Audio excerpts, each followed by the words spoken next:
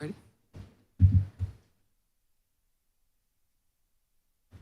The sitting is resumed. Order number 8, sir. In the name of the Honorable Prime Minister and Minister of Finance and Economic Affairs, to move the second reading of the Appropriation Bill 2024, and in moving that second reading, under Standing Order 63.5, the Prime Minister will deliver the budget and financial statement. Honorable Prime Minister.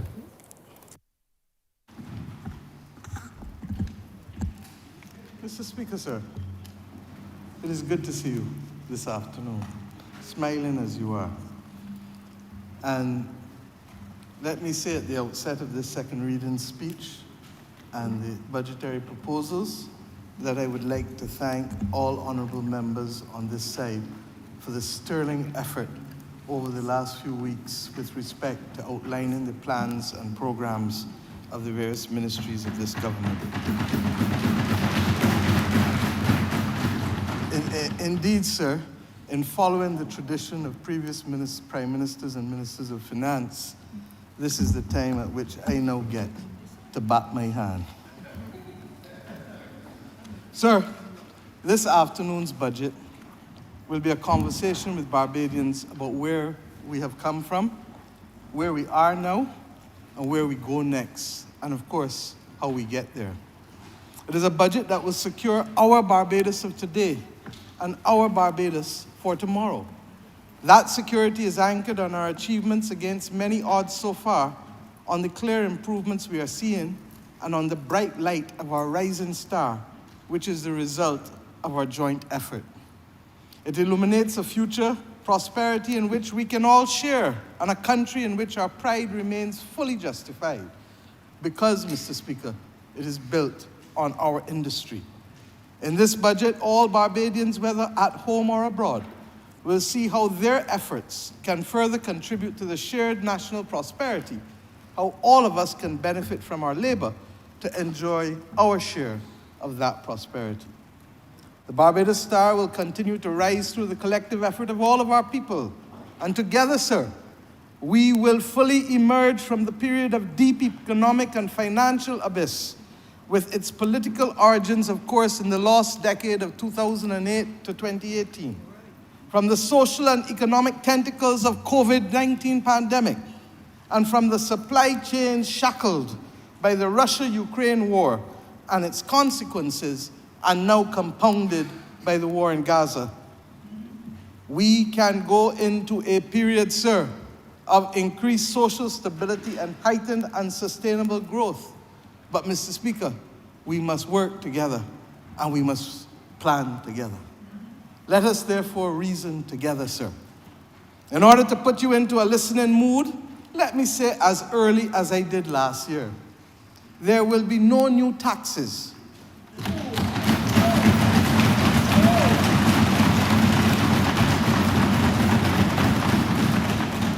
But I am telling you up front that I will warn you that there will be some adjustments during the course of this year of a few rates that we will need the public to be able to bear if our services that depend on those rates are to keep up with the kind of service that Barbadians want.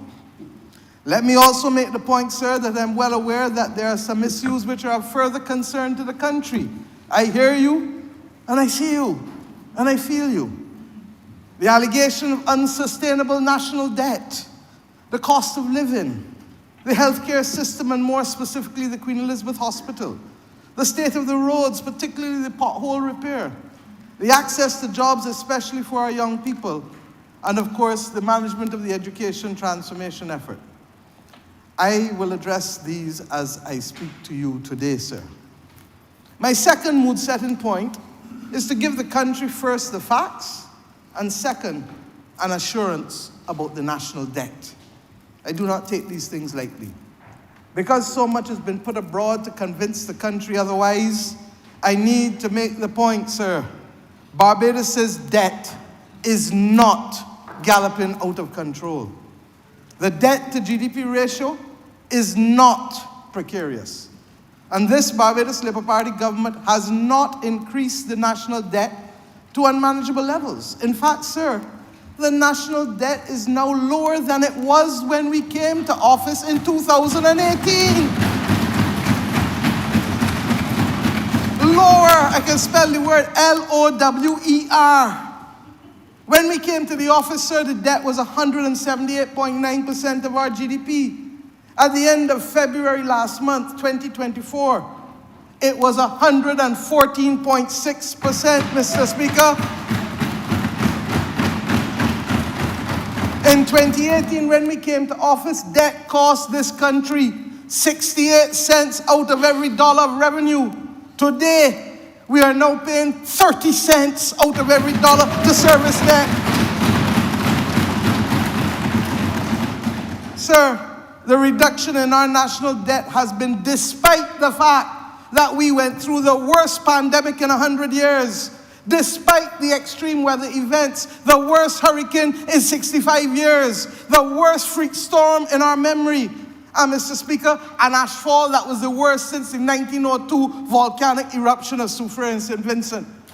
Mr. Speaker, in spite of all of the things that required citizens' support, and occasioned high expenditures against shrinking government revenues in those days, and in spite of war-caused supply chain disruptions and price increases, Mr. Speaker, our debt has been lower. And Mr. Speaker, let me put this in further context too, and there's a beautiful graph, 3 graphs that I hope will be shared with the public of Barbados that shows the story very clearly about the management of this economy since 1976, and who increases debt, and who brings government down, who allows growth in this economy to take place. And I hope it will be shared, sir. In 1994, when the Barbados Labour Party became the government under the then Owen Arthur, debt stood in this country at $2.5 billion. 14 years later, when we left office, sir, at the end of December 2007, we left a few weeks into January, the debt stood at $7.2 billion. Owen Arthur carried it from 2.5 to 7.2 in 14 years. Mr. Speaker, under the Democratic Labour Party government, not only in the 10 years did our debt mushroom, not only did we record 23 downgrades, but we became the 3rd highest indebted country in the world. And therefore, this talk now about debt really amuses me, because we all know and we saw the consequences of the debt that the DLP left us in. Indeed, sir, we all know what the position was with respect to all of the matters, from the South Coast to the buses to all of the things that I don't need to repeat. Sir, when the Dems left the office in 2018, the national debt, inclusive of the arrears, stood at a whopping $18.1 billion from $7.2 billion where they inherited it. Mr. Speaker, that is what they did. And Mr. Speaker, they took an economy from us in 2008 that was a $9.6 billion economy in 2008. And you know what they gave us back in 2018, sir? An economy at $10 billion. In other words, when we say that the economy stagnated, these are the facts. And given all the talk about debt, do you know where Barbados' debt stands today, sir, in absolute numbers? Mr. Speaker, our debt at the end of this month, February, that's just gone, $12.859 billion down. Sorry, that's what we carried it down to 12.859 billion when we restructured the debt. You know where the debt is today, sir? 14.9 billion. In almost 6 years, we have only increased the debt of this country by 2 billion, in spite of going through all of the challenges that I just spoke to you, that are challenges that this country did not face in 65 years and 100 years. Mr. Speaker, these are the facts. And I want to remind you, sir, that this government remains fixed on our determination to reduce our debt down to 60% and we hope to be able to do so by 2035, or if we negotiate with our international partners, by a soon date thereafter. Sir, this information is critical to understanding what is happening in this economy and what our real growth prospects are. And grow we must if we are to maintain this country's upward trajectory. My third mood-setting point, sir, for listeners, is that after years of downgrades, this economy is now growing. Sir, I told you about consecutive quarters of growth. Well, let me tell you, despite the challenges, we have had 11 consecutive quarters of growth and we're about to see the 12th one by the end of this month. Mr. Speaker, it is amazing. In addition to that, sir, unemployment is back down to about 8%, well below the historical average of this country of 10.3%. And Mr. Speaker, the economy is expected to grow 4% this year. Mr. Speaker, I start with these facts because when you listen to some people in this country, you will believe that we are presiding over a graveyard. But we have come here today to let you know that Barbados is moving upward and onward.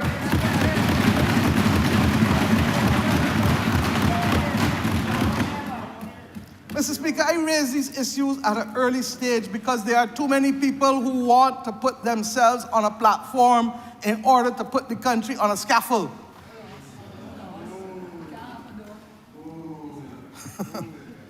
Mr. Speaker, you can settle your own mind for your own opinions, but the facts are the facts. And despite all those who today promote that internationally as a way of creating fake news, we shall stay rooted in the facts, the facts, the facts. I raise these issues, sir, because I am aware that this is of concern to some people. If you keep reading in the newspaper and you keep hearing on call-in programs that the country in trouble, that the debt in trouble, that the this, the that, go back to the facts. And I can give you a pictorial image and graphs too, as I said, that will share with the whole country to tell you the story of debt and growth in this country. Mr. Speaker, this is where we came from. And I've taken a few 5 minutes this afternoon to put this in context. But we have also, sir, managed the country's finances responsibly. And we have made sure that people have shared the burden and shared the bounty as we did it. The reality, sir, is, as I said, even though we are doing well, I believe, sir, in my heart of hearts, that we can do better.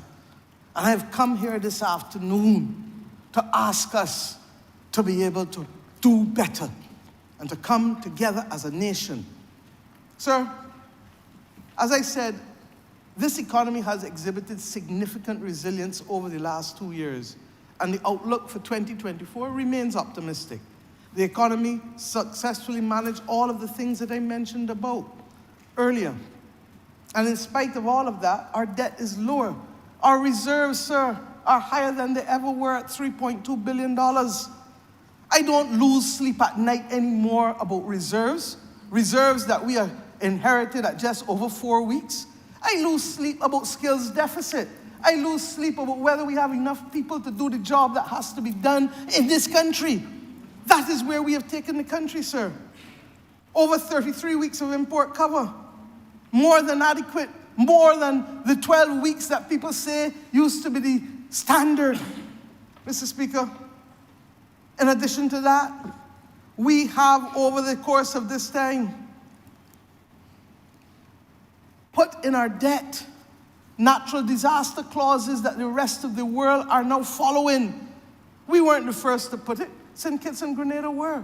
But we are by far the largest issuer of commercial paper with natural disaster clauses. And I remind us that if the worst, let me knock some wood all about here, if the worst is to happen to us, that it will immediately unlock 19% of GDP over 2 years, almost $2 billion, because we recognize that so many of our people are uninsured and underinsured. Mr. Speaker, that is what we have been trying to get the world to understand with the Bridgetown Initiative, and to be able to get the international financial institutions to change how they do business. We don't talk to them for the sake of it. We do it because when we do it, it gives us more elbow room to do things like laying more pipes in St. Lucie to get rid of the brown water, or to do other things in the country to get more electric buses, or to be able to help the hospital. We do it to get the additional fiscal space, sir. I would like, however, at this stage, sir, to stop, pause, and to congratulate and to thank the Social Partnership of Barbados, who from day one in this government has worked with us on the key critical issues. We won't agree on everything, but on the key critical issues, we have worked together to reposition this country, labor and the private sector. Achieving our targets and raising living standards and the quality of life of Barbadians is paramount for our future. And that is why, sir, last year, 1st of May, we all committed to Mission Transformation Barbados 2030 and the 6 missions. And throughout this speech today, you will see that almost every initiative is anchored in one of those 6 missions, because it is not idle talk. It is not esoteric writing for people to talk about in newspaper articles and letters. It is meant to be the underpinning of a coherent strategy that will bring this country not simply out of difficulty, but carry us to prosperity and stability and resilience. Mr. Speaker, sir, the public investment since 2018, when we came to office, has totaled in excess in human areas $1.8 billion. We remember that we allowed our students from the very first September that we were in office to be able to enter the University of the West Indies with the comfort of free education again. Over the last 5 years, sir, this government has spent $2.7 billion in education and $1.8 billion in health. Sir, these approaches are critical investments in being able to achieve what we hope can be our long-term growth target of 5%. Mr. Speaker, and what about confidence? Tell us, where is it? I suggest to you, sir, that confidence has been fully restored to this economy. The rating agencies have been upgrading us, thereby demonstrating confidence in our policies and management of the economy. They're not from about here. The IMF has supported our homegrown BERT program, and we have been able to do exceptionally well in managing our affairs with them. The World Bank has demonstrated confidence by not only providing liquidity support during COVID, but has been re-engaging Barbados as a member of the International Bank for Reconstruction and Development so that we can access concessional loans again without having to ask for exceptional access. The Africa Exim Bank has set up its first office outside of the continent of Africa in Barbados. And the Latin American Development Bank, otherwise known as CAF, is about to set up an office in Barbados as well. Mr. Speaker, even locally, the banks are saying that they have not seen this amount of pent-up demand for projects for the last decade. You read it in the paper and heard it this weekend on the radio. Sir, the international financial community, the local, regional, and international investors, the members of our social partnership, the private sector, the labor unions have all seen confidence returning to our country. They can see where we are, and they all have confidence in where we are going and can go. It is time, sir, now for us to deliver and for us to move forward to achieve equitable, inclusive, and stronger growth that would leave no one behind and that would lift everybody up.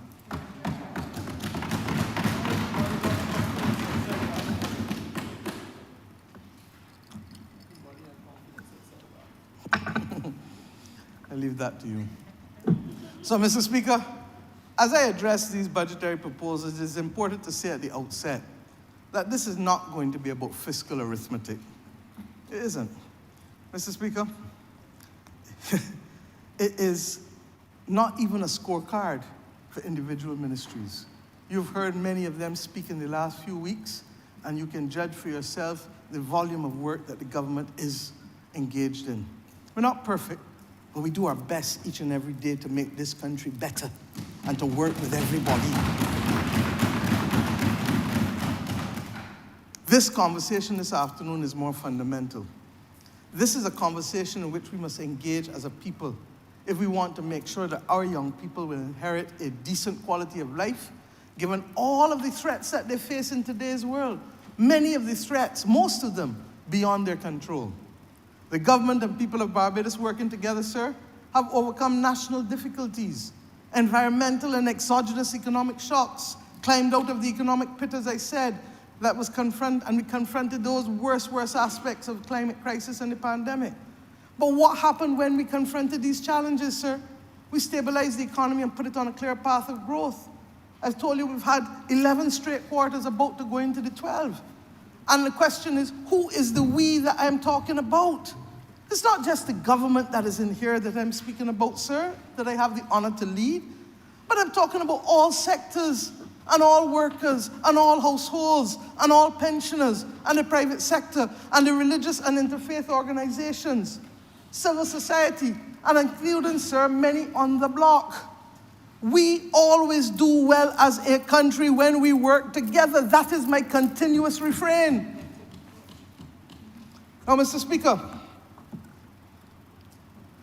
I want to say that we can remain comfortable at our previous rates of growth, which have been 2.5% to 3% more or less, before the last decade, of course, of 2008 to 18, when it was zero. Or, Mr. Speaker, we can set our sights to achieve 4% to 5% growth in the medium term. Mr. Speaker, if we do this, we can enhance the prosperity for as many Bajans as possible and for as many future generations as possible. To change our trajectory to higher levels of growth will require effort and investment from all sectors, with many individuals and entities playing their part, not just the government. We accept that the government must continue the exercises to remove the red tape and to continue to deconstruct and reconstruct. My cabinet must be tired hearing me talk about deconstruct and reconstruct. We can do that for as many systems as possible. But we must also have the same efforts being undertaken in the private sector and in all other spheres of activity in our country. Every Bajan must go to work daily to give of their best, knowing that in so doing, sir, they will themselves obtain greater benefits and an improved quality of life. Our personal and our national standard, and we said it from the beginning, should be nothing less than excellence. Do your best. Not everybody is created equal, but everybody must be given equal opportunity. And all we ask you to do is do of your best. Today I concentrate initially on what it will take for Bajans and Barbados to adapt and to become more resilient to the new global and societal realities, and what it will take for us as a nation to have sustainable and inclusive growth. In other words, sir, how do we push this economy to higher heights and prosperity? And secondly, how does a people-centered approach allow for the ultimate objective of sharing the pie fairly among Bajans? Mr. Speaker, there are therefore only three themes this afternoon. One, growing the Barbados economy. How to create a larger pie to grow it quicker and higher heights at 4% to 5%. Two, how do we have a resilient Bajan and a resilient Barbados by extension? How do we sustain ourselves to keep the pie? And three, how do we do this in a people-centered Barbados always? This is part of our DNA. How do we share the economic pie?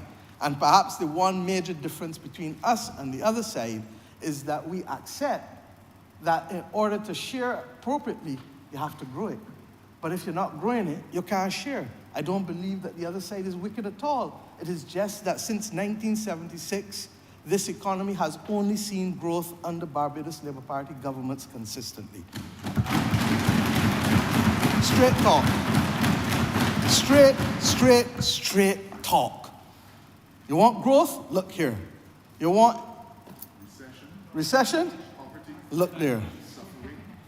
Mr. Speaker, that is the conversation I want this entire budget debate to spark nationally. Not just in this parliament, but across the island from St. Lucie to St. Philip, from St. James to St. John, and Mr. Speaker, even within the two spheres of the Democratic Labour Party. Mr. Speaker, sir, we must be clear about where we want to take this country. And I hope that we can have national consensus on the things that are necessary for growth. I expect that there will be divisions and different opinions, but there are some fundamental tenets that Barbadians must hold all political parties to if they are not to put our well-being and welfare as a nation and as households at risk. And Mr. Speaker, I therefore ask us to look and see where the missions that we committed to last year, how do we play our role, recognizing the obstacles and the objectives of the journey that we set out for ourselves. So I say to you, sir, the water may be choppy at times, but as a captain, I have a duty to steer the ship safely, even through rough and choppy seas. And I need to do so with a clear understanding as to what is the role and the participation of those on board the ship, including the opposition.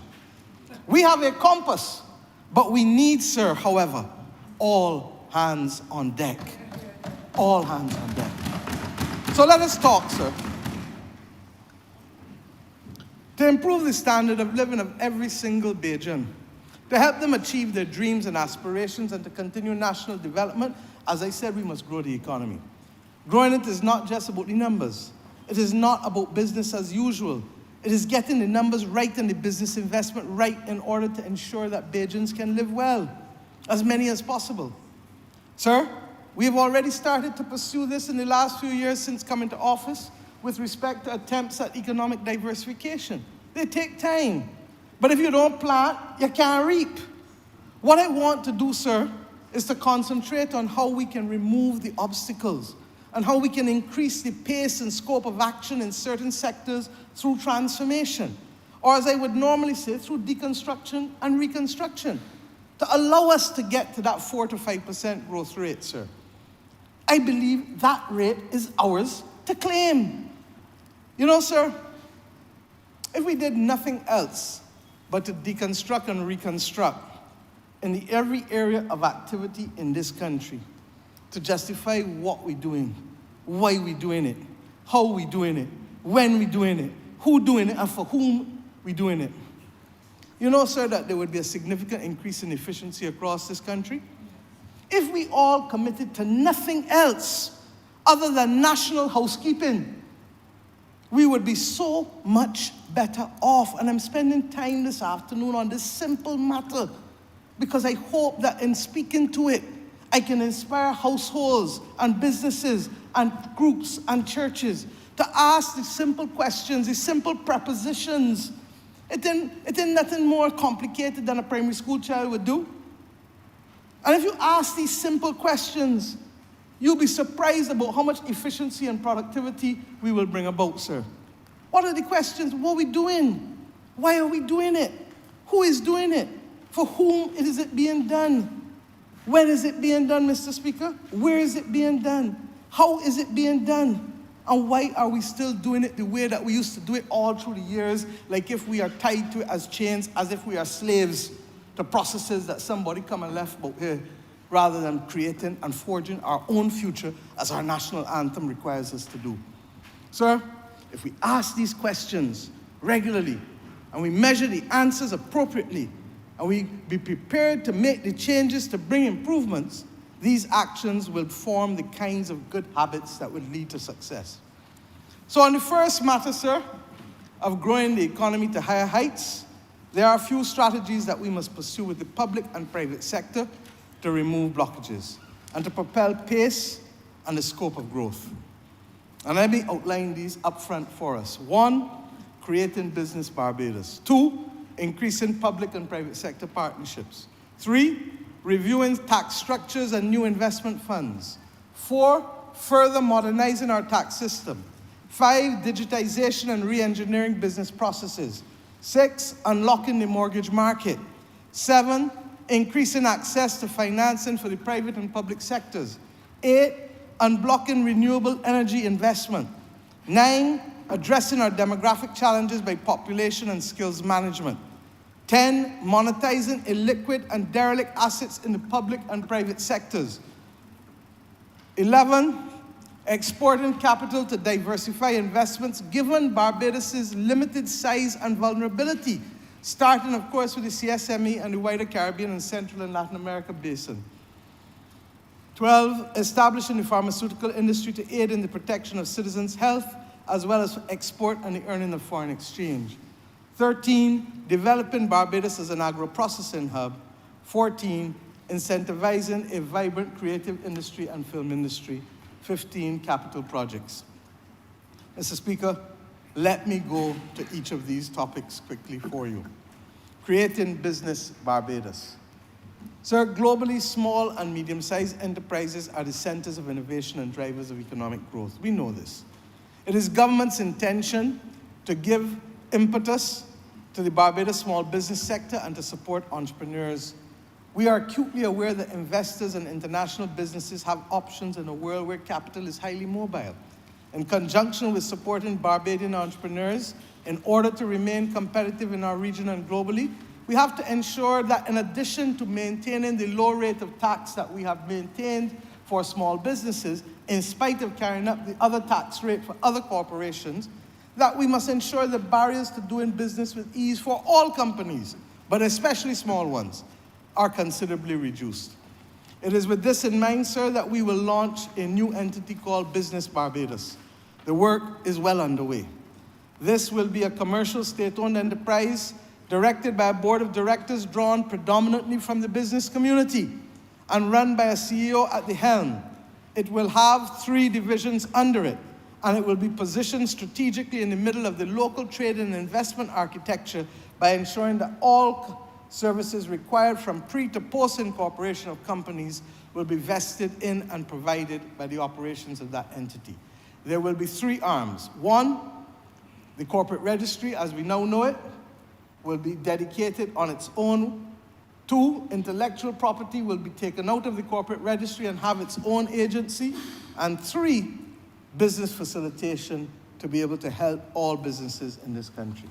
Invest Barbados, sir, will continue to focus on attracting businesses of substance to set up in Barbados. The focus on attracting business here and getting people to establish global or regional headquarters to our jurisdiction will continue. But once Invest Barbados has done its work, the companies have to find their way through a current maze that is establishment, incorporation, and all the legislative requirements for setting up and doing business here. That is where the handover to Business Barbados will now occur. From incorporation to the filing of annual returns and every requirement of companies legislation, Business Barbados will be the responsible entity. As I said, we will also ensure separately, I said this on a previous occasion, not today, that we have a new Companies Act. Our current Companies Act goes back to the 1980s and therefore is not necessarily fit for purpose for operating in a current Barbados. We will also, Mr. Speaker, to give context, have Export Barbados, which is the old BIDC, Barbados Industrial Development Corporation, continue to drive the expansion of exports and to focus on increasing foreign exchange earnings repatriated to local businesses from those exports. Mr. Speaker, we believe that from business development services, access to financing in partnership with agencies, including trust loans and fund access, our small businesses will be encouraged and enabled to grow. Business Barbados, therefore, will provide local businesses with the support to develop the stage where they can be handed off to Export Barbados as well. Mr. Speaker, it will be the new kid on the block, pivotal to anchoring all business facilitation services in a single space. As I said, CIPO and the Intellectual Property Agency, as well as business facilitation, will be at the core of it, sir. I go now to increasing public-private partnerships. Our national strategy will build on offering a more business-friendly environment, sir, to create high-quality and sustainable jobs in our country. To ensure our long-term growth and well-being, we will prioritize, Mr. Speaker, those national development projects. To facilitate the establishment of these public-private partnerships, I propose, with the effect from the 1st of April 2024, to establish a 50% refundable tax credit for investments in projects identified and approved by the government in the context of our national development strategy. The specific areas you will hear throughout this presentation that will benefit from these tax credits that support national development. 3, reviewing our tax structures and new investment funds. Mr. Speaker, we have entered a new phase of our economic development with the tax reforms having been adopted in October last year. Our policy aligns us with international standards with a normal rate of 9%, as I said, for all companies, 4.5% for small business companies, 5.5% for small business companies, and a top-up tax at 15% for large multinational companies that are considered, as they call it, in scope. This will secure our reputation as a nation with our international partners. The job tax credit and the research and development tax credit, combined with a 4.5% tax for certain types of intellectual property called the patent box, all allow us to promote a long-term job-rich growth. Indeed, Mr. Speaker, that bill is now, I believe, before the House of Assembly, capturing all of the reforms announced in October, with the additional reform of the intellectual property special tax for the patent box. With that tax reform behind us, sir, it is time to redefine Barbados's offer. What is it that we're offering to the world to get people to come here and invest? In that context, sir, the Ministry of Finance will modernize our legislation on funds and asset management. The aim of this modernization and reform package is to create an environment conducive to investments, thereby promoting economic growth and enhancing the country's position as a competitive destination for international players and their investment in the funds industry. Mr. Speaker, I see 5 main areas of intervention. 1, the categories of investment funds. The modernization and expansion of the categories of investment funds and vehicles to address evolving market trends, investor demands, and financial innovation. 2, the categories of fund industry operators, streamlining the regulatory framework for fund industry operators to encourage efficiency, accountability, and professionalism across the fund industry. We need to reach the right balance between safeguarding measures to protect investors and fostering an investment environment that supports sustainable growth and innovation. 3, fund management and licensing process, to clarify the public's understanding of what should be regarded as a regulated activity under the Barbadian regulatory framework. 4, supervision and enforcement, enhancing the regulatory certainty and trust in the authorities by clearly defining their powers and limits. And 5, taxation, ensuring tax neutrality for investors and remaining compliant with international norms and practices. Mr. Speaker, we will integrate best practices and sustainability metrics for assessment of the green level of funds investment, corporate reporting, and consultancy on sustainable investment strategies. Our early adoption of the Globe rules will also act, we believe, as a further boon to business by encouraging more countries to come on board. Mr. Speaker, this may be a little dry, but this is how we grow the pie. I didn't mean to rhyme, but it sounds good.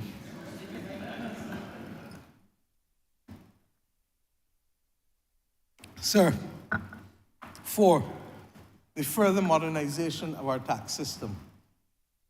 So this is a pivotal moment for the country. The Ministry of Finance will further modernize our tax system to bring more tax certainty and ease of doing business. To this end, modern transfer pricing legislation will shortly be introduced to this Parliament. Our tax treaties will be revised and extended to take advantage of our tax reform and to make us more attractive to foreign investors. The locals will also like the fact that we will amend the Economic Substance Act to reduce the onerous reporting obligations most of which are no longer necessary as we have modernized our tax system. And most importantly, we have addressed all 53 matters that we found languishing on assuming office that Barbados had been put on a blacklist, then gray list. I want to thank the Honorable Attorney General and his team from the Central Bank and the rest of the financial services sector in the Intergovernmental Task Force for over the last 5 years and 10 months, no joke, for working assiduously to get us off the Financial Action Task Force list. The Ministry of Finance and the Ministry of International Business, successive ministers from the member for St. James South, the leader of opposition business, of government business, in the Senate, the minister in the Ministry of Finance, the member for Christchurch, East Central, all of them, for allowing us, sir, to come off the European Union and the OECD list with respect to taxation and not just money laundering and counterterrorism initiatives. And indeed, sir, these lists, as you know, would have prejudiced Barbados as a destination with which business could be done from the international marketplace. And let me remind you that in each instance, whether because of taxation or money laundering and counterterrorism, Barbados was put on these lists as a result of actions taken before May 2018 when this government came into office. But it was ours to clean up, and I thank all who have mentioned for helping us clean it up, and now to be removed individually. It has been a gargantuan task, but we have made it.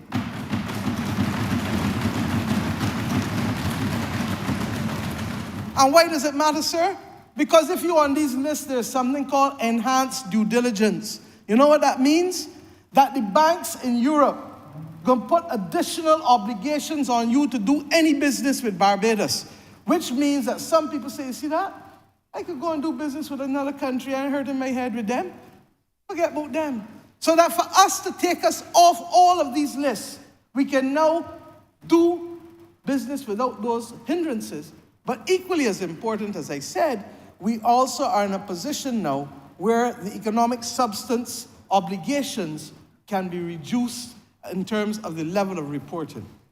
Number 5, sir, digitization and business process re-engineering. This is the deconstruct and reconstruct part.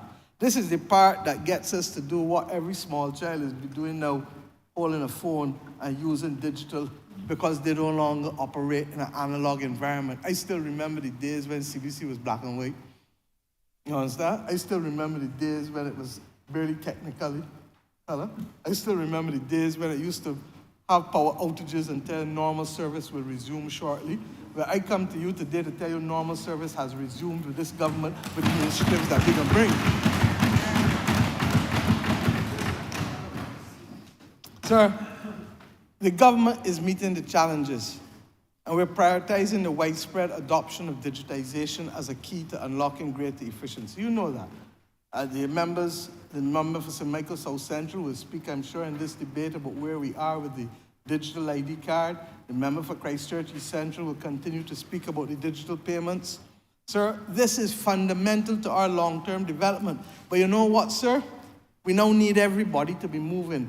We do it individually, but we're not doing it institutionally, and that is the problem. And whether it is the public sector or the private sector, we need to have the introduction of digital skills in our training and educational institutions, in our workplace training, in the labor colleges. Government has invested in skills development, and the acquisition of these digital skills, even through the programs that the Student Revolving Loan Fund has been helping people get off the ground with, these are critical. And why? It's at the core of our life, from smartphones to cloud technology. Importantly, it supports stronger and more equitable growth, and it will bring about higher productivity. Can you imagine if you had to go and add things without a spreadsheet nowadays, and how long it would take if you didn't have it? The bottom line is, sir, that we want to see it across every area of activity, and therefore it is a national priority. We accept that there must be protections and cybersecurity protections put in place. But we cannot stay in an analog Barbados when the rest of the world is in a digital world. Sir, we must equally deconstruct and reconstruct. It is not as simple as using software to type or software to add. You have to look at the systems and see whether the systems you have are appropriate to a modern Barbados, or whether you've got to change them up, as we did with the certificate of character and the other things that we did. And why? Sir, our smallness demands it. The technology is a leveler and a democratizer, not just for individuals, but for nation states. To achieve the objective of a cutting-edge digital economy, sir, this government will establish a new national data center to provide the necessary computing infrastructure that will drive technology innovation in Barbados and in the region. This will be cutting edge, sir. Such a data center will power the provision of online government services to citizens, to the Barbadian diaspora, to businesses, overseas investors and entities, and the digitization, sir, of all of government's processes will be completed. The work of the center will also enable the build-out of an information economy and tech industry in which local and international developers and technology companies building cutting-edge applications that begin by solving national problems, but which are scalable to the world and will have global application. Sir, I told you the new corporation tax rate for the patent box is 4.5%. And so long as 2/3 of the intellectual property is generated in Barbados, then, sir, you continue to benefit from that without the fears with respect to international taxation. What does a data center mean for Bajans? What does it make possible? Sir, it will power the already underway health sector transformation that the member for St. Michael North is helping to lead in the Ministry of Health, along with the Minister of Industry, Innovation, Science and Technology, the member for St. Michael South Central. It will, between the two, see a partnership with the Queen Elizabeth Hospital and the introduction of a health information system which will feature electronic health records for each patient, owned by you, the citizen, supported quick access within the hospital or other public and private medical providers. So the file is yours, nobody else's. Mr. Speaker, it will allow for more efficient admission, discharge, and transfer. The notion that people coming at you every 6-7 times in a casualty and asking you for the same information needs to be a thing of the past. It will allow, sir, for faster ordering, tracking, and reporting of tests and results. Half the time that you got delays in A&E is because you're waiting on test results to come. And, Mr. Speaker, it will allow for pharmacy supply management and inventory control. In other words, sir, full digitalization of the healthcare processes that will improve wait times, diagnostics, and access to medications. Mr. Speaker, this process will happen over the next 2 to 3 years. I want to be realistic about it. But you can't get there if we don't start and if we don't continue focus with the capacity to do it.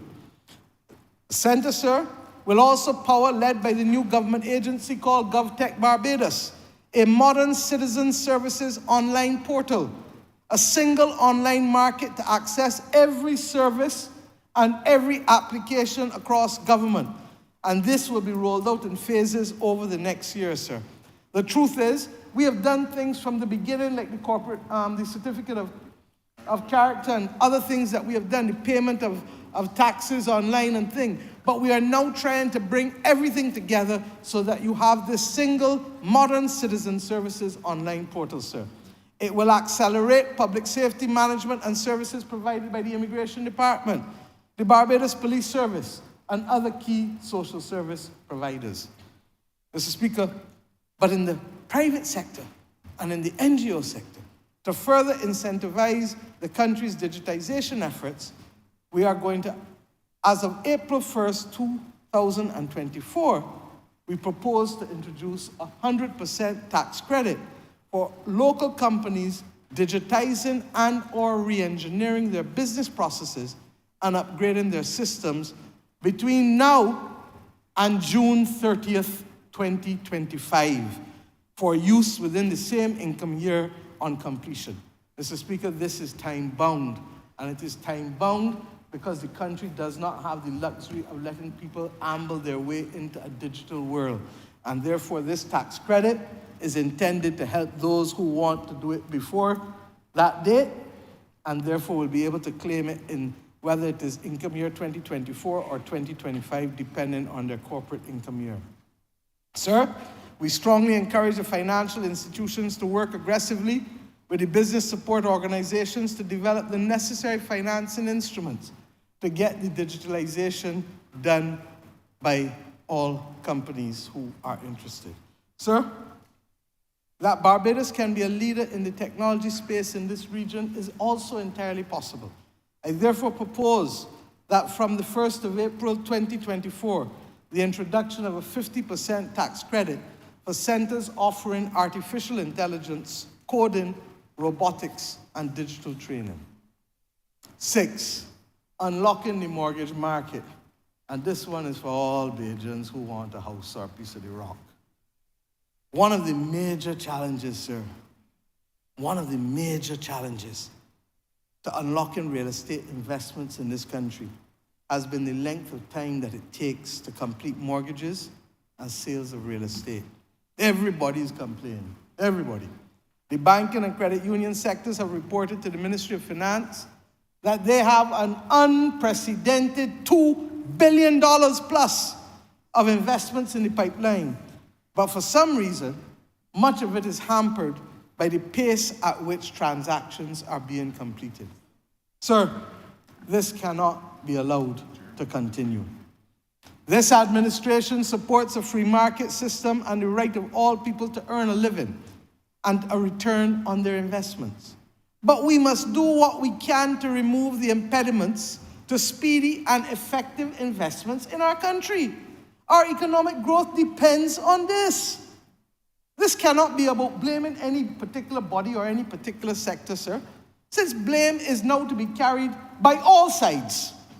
The banking sector is too rigid and is rightfully criticized for demanding far more than is reasonably required to protect its interests. They want belt, suspenders, and hoists. And I'm told maybe even bolts and chains. I have a report recently from a very responsible Barbadian who has a mortgage with one of the largest banks. The value of the asset is not insignificant, and the mortgage is in good standing. The gentleman went to the bank and asked for a home equity loan of $50,000. And the bank tell him you can't get it until you do a new valuation on the house. Not in respect of the mortgage that they already have, but to get the home equity loan. Now, sir, how can that be a reasonable request? The commercial banks are insisting on a mortgage over the property, on the assignment of insurance policies, and more. How can you walk into the banks in this country, sir, and get a loan for $75,000 to buy a car, but when you go to borrow $75,000 to buy a piece of land, you can't get it in under 4 to 6 months? You get a car loan in a week and a loan to buy a piece of the rock. You can't get it in under 4 to 6 months, sir. Sir, and you know what makes it even worse? Is that the car can depreciate from day one and the property can appreciate from day one too. Sir, this is madness. And this is in a country where mortgage defaults are in single digits. Bajans pay their mortgages. We know that. Sir, my own profession. How can the legal profession maintain the right to regulate its own fees, charge a minimum fee on each transaction, while at the same time, we are told that the reason for the delay on closing mortgages and sales lies on the shoulders of the lawyers? Mr. Speaker, the timelines are unacceptable, and it is one of the biggest drags on economic development in this country. You heard the bank say in Cayman Islands they can get a mortgage closed in a week, in Trinidad a month. How does Barbados get to 3 to 6 months in a city, a town that you can walk about in less than an hour? No, sir. And the realtors make a larger fee than the lawyers without having the same fiduciary responsibility that the lawyers have. Sir, the land registry, there are also complaints about that. that can be a cause of delay. Sir, I am simply saying to us today, swear to God, we have to modernize how we do land transactions. And the notion that we are caught up in a 19th, 20th century UK, United Kingdom, as a modern 21st century republic, cannot inform how land transactions are done in Barbados to help from the smallest person to the largest transaction. Sir, we must govern. I have asked the Minister of Housing and the Attorney General to jointly convene a colloquium amongst all of the stakeholders to review all of the systems and processes related to transactions involving real estate and to recommend and oversee in the immediate future the implementation of these recommendations. And sir, I look forward to being a part of that meeting, not as chair, but as a participant with them. In the meantime though, sir, we are setting the standard and sending the signal. And government starts this ball rolling today. One of the main delays in any land transaction is the investigation of title. This is required because except for lands in registered areas, title to land is not guaranteed. We have set a target of 10,000 housing solutions, sir, over the next few years. And these will be largely done on lands owned by the state. To bring greater certainty to title and to relieve attorneys of long and complex title searches of state lands, we will shortly be amending the Crown Lands Vesting and Disposal Act to provide that all lands transferred from the state shall have an indefeasible title.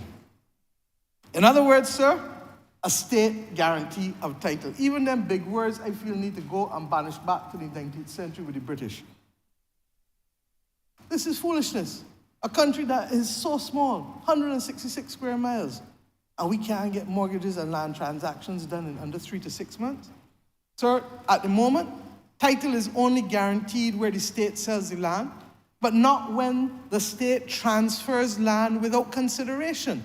And this is what happens when we transfer it to the BT Barbados Tourism Investment Inc., or to the Hope Company, or to any of the other entities that we may have to transfer it to. This small measure, sir, in advance of the colloquium, will go a long way in cutting down the transaction time where the transaction involves state-owned lands. I concede too, sir, that there are also other inputs into the transaction which are in the hands of the state, and they too must deconstruct and reconstruct and be at the colloquium. The Barbados Revenue Authority tax clearance certificates, the National Insurance clearance certificates, the certificates of good standing from the corporate registry, and others, sir, we are not leaving any stone unturned in deconstructing this matter with land transactions. Where these matters require simply the checking of records, as for the most part they will, we will put systems in place so that they can be accessed within 3 working days, and eventually, sir, in real time. Sir, as I said, the police certificates of character used to take 3 and 4 months. People used to have to go and stand up and wait and lose the job. We know how that has come down to less than 24 hours. I say to you, the Property Act can be amended and the systems put in place to make land transactions more efficient in this country and to bring us into a 21st century republic as we are. Sir, number 7. Increasing access to financing for private and the public sector generally. Sir, as I said, Barbados is benefiting from recent upgrades, not only based on our debt management, but on our overall stronger economic performance.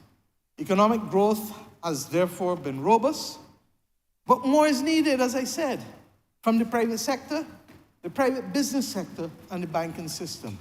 The BERT program is premised on us continuing capital investment as close as possible to 5% of GDP, but we need to be able to more than double private investment in the country, and while we've started to see it happen, we can keep pressing the accelerator. Mr. Speaker, achieving that long-term growth target means, sir, that we have to therefore engage the private sector to be able to invest in existing and new economic activities to move forward and to ensure that this decade will be one of progress and the renewal that we desire. The financial sector needs also to become more innovative and to strive to support the business community's investment efforts. Managing risk, sir, is an important pillar of financial intermediation, which is the core responsibility of banks. Our banks must not simply avoid risk-taking and seek profitability from fees and charges. You've heard all of us talk about that being an unacceptable proposition and change of business case. It is their responsibility to seek to develop and to promote lending products to build and expand their lending portfolios and to support the growth of businesses and households. Sir, I've been meeting with them as recent as last Friday, and I'm satisfied that we can work on the same page together, and I have committed to them to be able to do so and to work to remove the obstacles that they may see in going forward. In that way, sir, if we can do that, the banking sector will liberate capital from sedentary and non-productive savings to higher profit margins and a lever for national growth, while providing people and businesses with the financial resources that will enable their dreams to become a reality. By and large, Mr. Speaker, as I said, Bajans pay the bills, so that the risk to the financial institutions in this country has generally been minimal, and it is well within our capacity to do this. So let's get to the job and get this done, sir. Similarly, the financing of government's operations is an opportunity for financial institutions to expand their balance sheet, to generate income, and to support Barbados' future development. The banking sector is currently characterized by very high levels of excess liquidity that can be invested in private investment and in government debt instruments with limited risk. The BOSS bonds have offered a favorable rate of return, and the government is making a measured return to the Treasury bill market and seeking to redevelop our yield curve over time. Banks, Bajans, private citizens, institutional investors have a key role in financing this country's development through these mediums, sir. We cannot achieve our goals unless all stakeholders execute the vital role that they must play and support the development and modernization of Barbados and, by extension, the improvement of our quality of life. Sir, when we go buying goods from overseas, we support in the competitiveness and the development of another country. When we buy local, we support ours. When we invest in financial products overseas, and even leaving our money in the bank, all of the bank's dividends are repatriated outside of Barbados.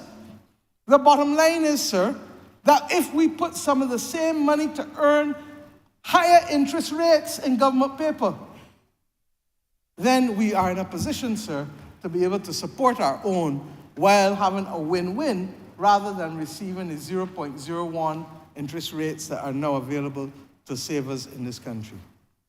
8, the most critical area of unlocking renewable energy investment. I will speak later, sir, about the crisis of the climate, but as it relates to renewable energy now, let me be very clear. Barbados has set ambitious policy objectives, but we are being constrained, sir, by regulatory lag and the resulting delayed investments in critical infrastructure. I'm not going to mince words about that, sir. We cannot afford to take years to settle a simple electricity rate review hearing. It doesn't happen in other countries. Not when the last rate review was 13 years ago. And yes, sir, we need this settled because the country needs investment in infrastructure to enable the onboarding of renewable energy.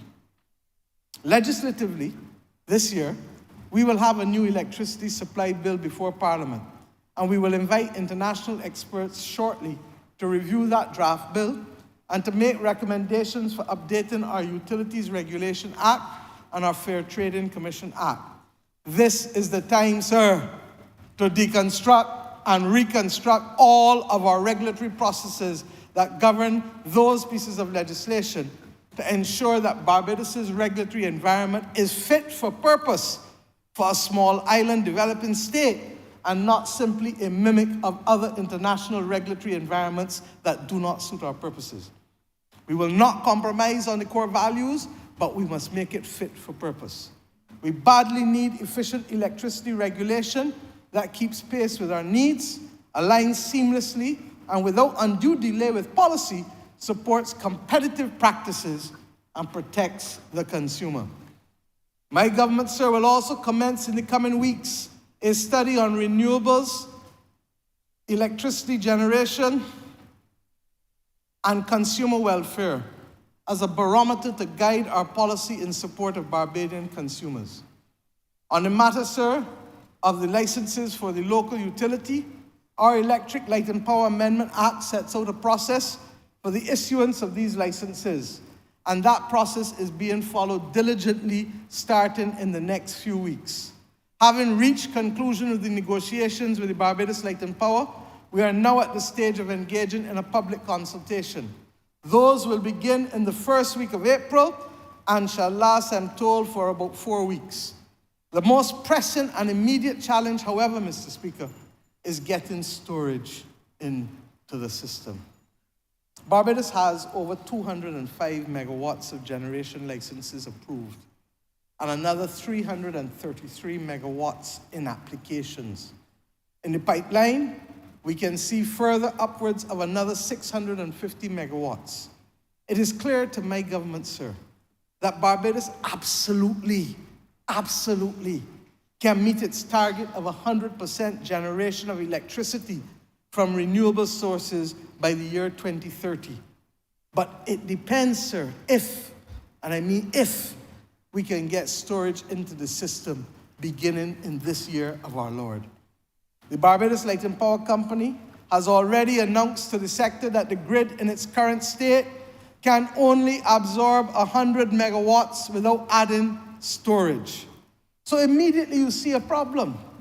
Getting storage into the energy system is now a matter of urgent national energy security, sir. And the government has been patient on these matters. We have already, therefore, begun to address these issues.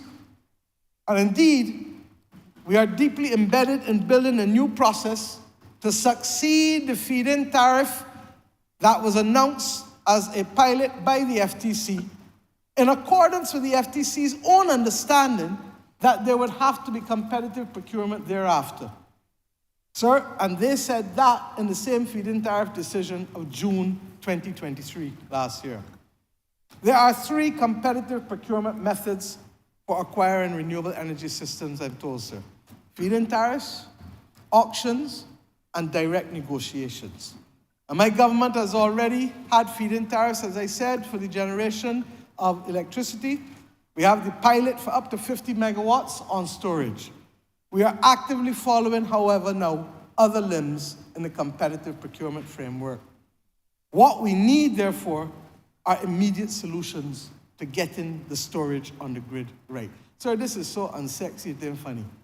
But this is so critical, it is unbelievable. Because you cannot grow an economy without energy. And those who don't understand that will understand that they will soon preside over a declining pie. Sir, as a matter of urgency, we need the Fair Trading Commission's decision, which we hope will come in the near future, on the current clean energy transition rider by the Barbados Light and Power to be delivered so there's clarity and predictability in the market on storage investments by the utility. This clean energy rider is to be able to allow the Light and Power to have 90 megawatts of storage. It is clear, sir, that for all to see that the country can't hold no more strain, unless Bajans say to me, and they have not, that they want to see load shedding, or they want to see more power outages, or they want to see all the negative outcomes that go along with grid instability. We must take immediate steps, sir, to introduce Barbados' first battery energy storage system for the utility. The number of power outages, and I go back, I talked to you about how it was as a child. We didn't have no big set of power outages in this country like other countries. We had regular, stable electricity. But in the last decade, I remember the one with the monkey. I remember the 2-day shutdown. We can remember all of them. All of a sudden now, periodically, you got power outages as a part of our landscape. Sir, we know only too well that if you don't maintain a car, what's happened to it? You don't maintain a house or a piece of equipment, what happens to it? They will break down. And we know that if we want new equipment or cars or phones, we have to pay for it too. And we have to pay for the maintenance of it too. Let's talk straight. The choices are clear, sir. And we've taken far too long to make decisions that can be made in a fraction of the time that it is taken to make in our jurisdiction in this country. And this is not the first time I've spoken to it, but I've been sensitive to the fact that we've given everybody a long reign, but we are not cutting it in terms of our timelines. It makes us utterly unattractive for investment, and the loser will be the small man. Not when I talk about the companies, the loser will be the small man, the small business that cannot afford a generator because the large ones got generators. The loser will be the small man who will lose all their stock when they least expect to do so. That is why the old people would tell us, take care of being penny wise and pound foolish. You can imagine a small shop in the middle of a 10-hour or 1 day loss of electricity, and all the meat in the freezer gone. I'm talking about a shop, but it's in most Barbadian households now too. People keep a lot of meat in the freezer, everything gone through. Mr. Speaker, we need storage now. And it's not just the government that's saying it. It's not just the utility applying for it. All of Barbados heard the Bankers Association today in the paper telling you about removing regulatory red tape. Now we have to regulate, but we have to do it quickly and efficiently. And Mr. Speaker, by introducing storage into the system, what are the banks telling us? That they have over $500 million in investment for renewable energy that is being tied up. $500 million. Not million. B for billion, B for Barbados. Tied up in the banking system. Mr. Speaker, by introducing storage, we get more Bajans connected to the grid and they can get a return on their investments. Sir, you got people who now went and invest in small systems and can't get the arrangements with Light and Power and want to know how the money now sitting down idle when they could have taken that money and put it in something else. This is not about large companies alone. This is about all Bajans who have an interest in this area. And Mr. Speaker, we can ramp up generation capacity once we have storage in the system. And we can account for the periods when the large volumes of photovoltaic panels, sir, are not producing energy, like during the night time. Sir, I really don't know what else to say. This is mission number one in being able to achieve mission number one, which is to be able to have a sustainable and resilient Barbados in the face of a climate crisis. It is against this backdrop, sir, that I announce that my government will immediately begin a process of engaging in direct negotiation as its preferred form of procurement with international suppliers of storage systems to determine what will be available and most affordable for those investors who want to participate in storage in Barbados. During the coming weeks, there will be an advertisement that will seek to invite interested parties in this nation to pre-qualify for participation in the provision of battery storage through direct negotiation so that our first licenses for storage can be issued in this year. The abundance of solar PV licenses now need to be matched by the necessary equivalent in storage licenses is clearly a matter of urgency. We have been advised by the International Financial Corporation of the World Bank that the process of direct negotiation enables the government to move more quickly to get the projects off the ground. And that the truth is, Barbados' volumes for what we need for storage are so small that we can't even compete or command or attract attention because of how small what we are asking for is in the context of what the companies who are manufacturing these systems are dealing with from other countries and companies. My government, sir, under the Ministry of Energy, is already in a well-advanced position of developing a price cap mechanism for internal use, which will guide the competitive price discovery process, as has been advised by the International Financial Corporation, the IFC, as I said. But I want to make the point here, sir, that we are in many ways writing the playbook for small island developing states as we go forward. There are very few countries in the world that have had to face all these issues with the same frameworks in place. There are many others who are watching us, sir, and watching Barbados as an exemplar and watching to learn from what we are doing. Yet while we are proud of what we are doing, we know we have to plan our next steps forward. Indeed, sir, I will announce today that we will also, it is the intention of the government to establish a future energy advisory task force comprised of top renewable energy experts in their respective disciplines to focus exclusively on positioning Barbados in front of the renewable energy curve. These will come from local, regional, and international quarters. And Mr. Speaker, we have to do it because this is a fast-paced industry. It does not even look today like it looked 2 or 3 years ago. So that if you want to be in this game, you have to be staying ahead of the curve. Number 9, sir, population and skills management. Sir, it has been widely accepted that a country's long-term economic growth is related to a set of fundamentals, including population growth and innovation. Our country is experiencing an aging and declining population. And this dual deficit poses a challenge to achieving higher sustainable rates of equitable and inclusive growth that is required for our development. This is our objective. But what are the facts, sir? Our birth rate in 2023 was 10.58 births per 1,000 people, a decline, sir, from 2022 of 0.26%. And the decline, sir, was also in 2022 from 2021. And the decline in 2021 was also a decline from 2020. Sir, I could go on and on. Mr. Speaker, the facts are clear. Our population growth has not only slowed now, it has declined.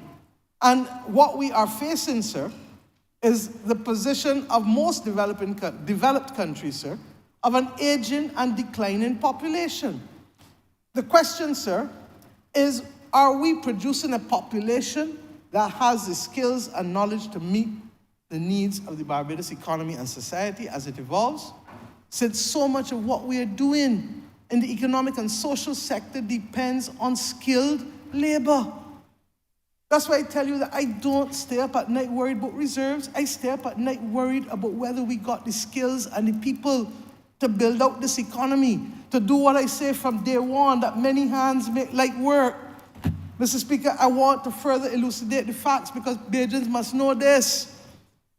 The results of the last census, which came out in 2021, the 2021 census, because of the COVID pandemic, it was delayed by a year. Our population has been recorded at an estimated resident population of 269,090. Sir, we were using the figure 287,200 for a long time. And sir, the decline is clearly patent. But you know what's even more alarming, sir? That of that number, 25.6% of the population is over the age of 60. 1 in every 4 persons in Barbados today, as we speak, is over the age of 60. And Mr. Speaker, look in here. Let me look in here for a change. There are at least 8 members in here, not me, but there are at least 8 members in here over the age of 60. And that tells you, I'm not asking you to ask and answer which one. The leader of the opposition looking at me, I can assure him that I won. I might be there soon, but I'm not there yet. But all jokes aside, the truth is that 8 out of 30 represents the national average. And that's the challenge that the country is going to face, whether we like it or not, and long after we go. We know that the predictions are that by 2050, 1 in every 2 Bajans will be over the age of 65. 1 in every 2. So this is nothing to play with anymore, sir. This is a national crisis. And therefore, sir, the other thing that we should recall today from the census is that there are 160,748 Bajans over the age of 35. Now, almost everybody in here over 35. Although I came in here at 28. And a number of us came in here at 30 and 31. But you know what 160,748 means, sir? That 60% of the population is older than 35. And only 40% of Barbados is under the age of 35. Sir, this is a crisis. As I said earlier, with this demographic profile, sir, it will have an impact on the economy and on the society.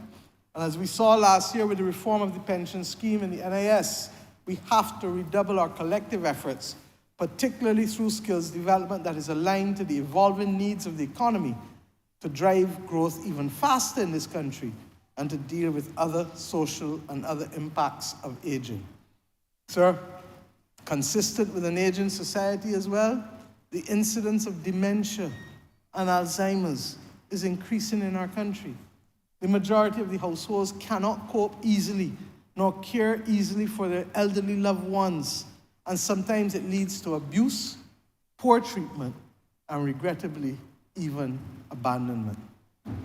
Recognizing, sir, that the family is still the main unit of care for older persons, the National Assistance Board, working more closely with the Barbados Alzheimer's Association, will raise awareness within families and communities and teach the skills necessary to diffuse moments of crisis, including helping caregivers to understand how to treat their elderly relatives with patience and care.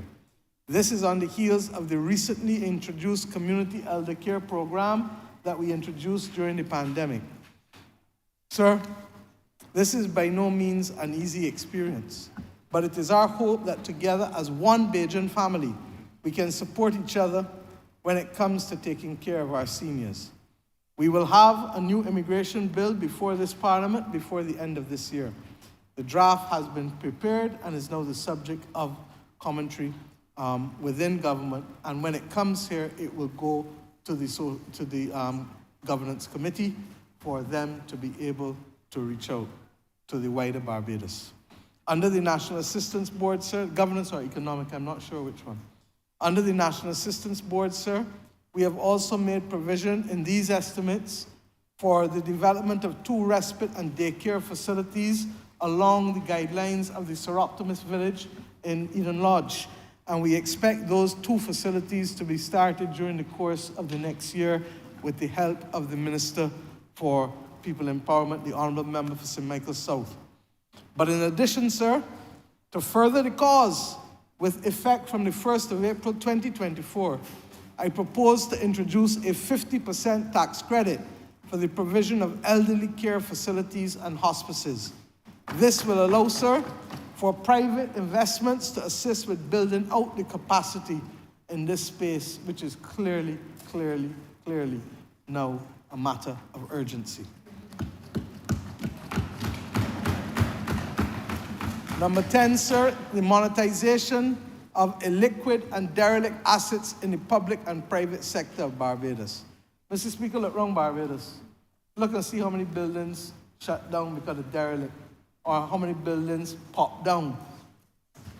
Too many. And whether it is owned by public or private sources, we need to be able to get these assets back into productive use.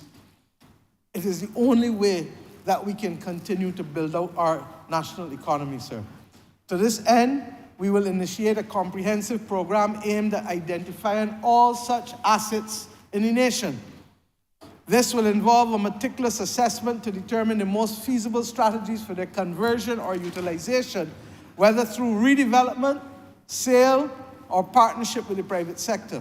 There are a lot of families where one person frightened to go forward and buy any materials to fix up the property because they feel the brothers and sisters ain't gonna give them back the money, or the nieces or whoever in the family ain't gonna give them back the money. And what ends up happening is the property starts to fall into disrepair. Mr. Speaker, sir, our objective is clear. How do we unlock the value of these underutilized assets, generate revenue, and stimulate economic activity and create jobs for Bajans? The recently established Growth Council, chaired by the Most Honorable Doddridge Miller, with the soon-to-be-established Barbados Legacy Fund, will promote public-private partnerships for developing public assets. And Mr. Speaker, these assets will move towards ensuring that we can see value and wealth for those in the private sector, but equally for those in the public sector. To complement these efforts, sir, we will also be identifying the specific bureaucratic and regulatory inefficiencies. I spoke about unlocking mortgages and the red tape for transactions for land that will impair the investment process. The Growth Council will help us deal with these, sir, and will allow for a conducive environment for business, including small and medium-sized enterprises in particular. Sir, we understand the importance of community involvement and sustainability in these areas, and our approach, therefore, will be to prioritize projects that not only provide financial benefits, but will also enhance the social and environmental fabric of our society and our communities. Through this initiative, we are addressing multiple issues critical for development. Number 11, sir, exporting capital to diversify investments given Barbados' limited size and vulnerability. Simply put, sir, we got export capital. We got to do business outside of Barbados. You can't do all your business inside of Barbados. It is simply too small. And that is why it is so important for us to be active members of the CARICOM single market and economy, sir. And when we finish with the CARICOM single market and economy, we need not be frightened to go to the wider Caribbean and the wider Central and Latin America. That is why we are so glad to have had the people here from northern Brazil, and that we are now working to open up our relationships because they are closer to us geographically from Boa Vista than they are to Brasilia and Sao Paulo, which are 5 and 6 hours away, but you can be in Barbados in 90 minutes from Boa Vista, and from Manaus in 2 hours, sir. The opportunities they are landlocked, and we are a natural hub with 20-something flights a week to the UK and 20-something flights a week to the UK, and 20-something flights a week to the US, and other flights to Europe, Central America, and I hope to live to see the day when we can open up the African market, sir. Our vision is to position Barbados, therefore, as a pivotal player in these areas, but it requires a mindset change. I looked and saw the companies that got through the last decade. You know who they were, sir? The companies that had investments outside of Barbados as well, not just only here, so that there was a diversification of their portfolio. You look at the Goddard's group of companies, you look at a whole host of the rest of them. They had portfolios outside of the country, and the country needs to open up its mind to get us there. To ensure the success of this initiative, sir, we will work with regional bodies, financial institutions, and private sector partners, and we will identify the investment opportunities. Guyana is growing faster than any country in the world.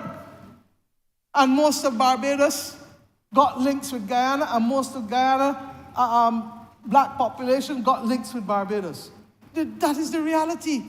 So that we need to be able to be in Guyana, in Trinidad, in Jamaica, in the same way that others have traditionally come here and invested. I don't get vexed because Trinidadians have invested here. I say we need to go in Trinidad and invest and return the favor, and do the same in Jamaica, and do the same we are the only region in the world with whom we have a trade surplus is the OECS, the Eastern Caribbean states. We can do better, and we must do better, sir.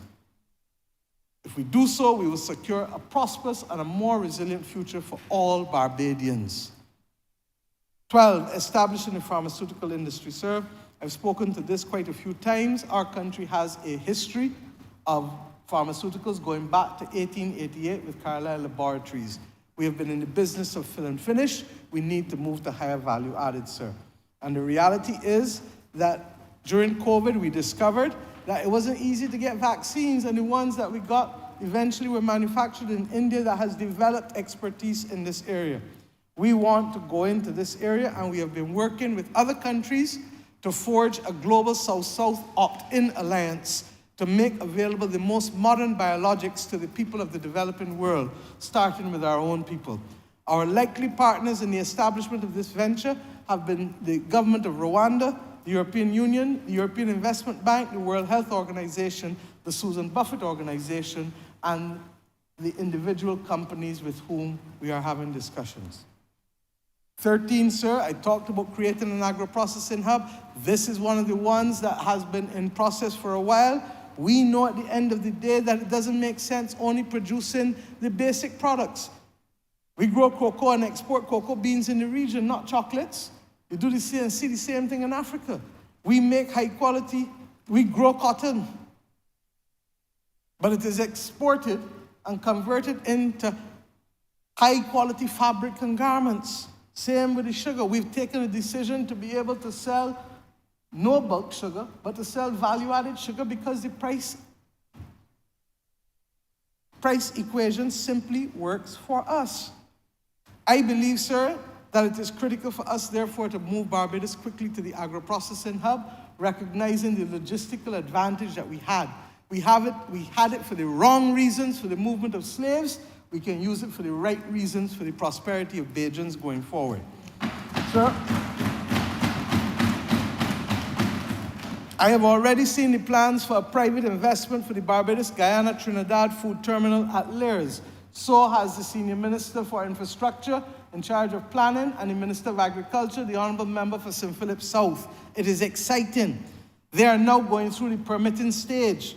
In addition, we already have opened, as the member for St. Michael South Central will tell you, the food terminal that I opened at Newton under Export Barbados, and that this food terminal has already received permission to export to the US and will shortly be getting its permission to be HACCP compliant. Mr. Speaker, this has already been a game changer for small food entrepreneurs in Barbados who want to make pepper sauces and to do all kinds of condiments and all other kinds of things to export to our families and businesses overseas. And make no mistake about it, Caribbean food is highly, highly regarded in the international market, and we need to take advantage of it. 14, sir, incentivizing the creative industries. Last year, we announced initiatives to promote the film industry. After extensive consultation locally and internationally, led by Senator Monroe Knight, the legislative framework is at its final stages and will be before Parliament within the next 3 months. I want to thank the Honourable Senator for her work, considerable work in these consultations that have taken so long, but are so critical because they have to balance that against Barbados' tax reform that we are also undertaking. I want, however, to say that visual artists are not usually the topic of conversation in this Parliament. Regrettably so.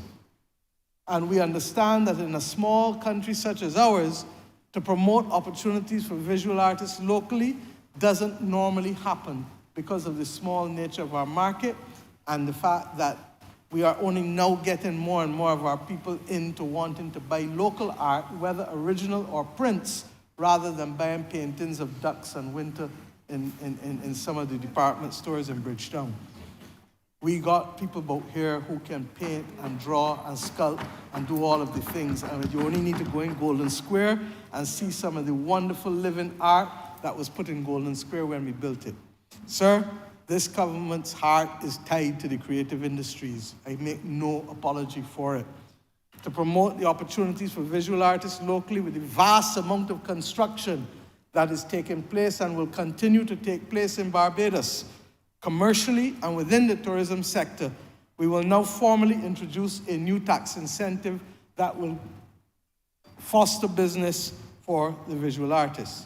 With effect from the 1st of April 2024, a 50% refundable tax credit is introduced for the purchase of local art up to a value of $1 million for the outfitting of investment projects, in other words, buildings whether commercial or hotels, that buy local art and hang local art in their buildings.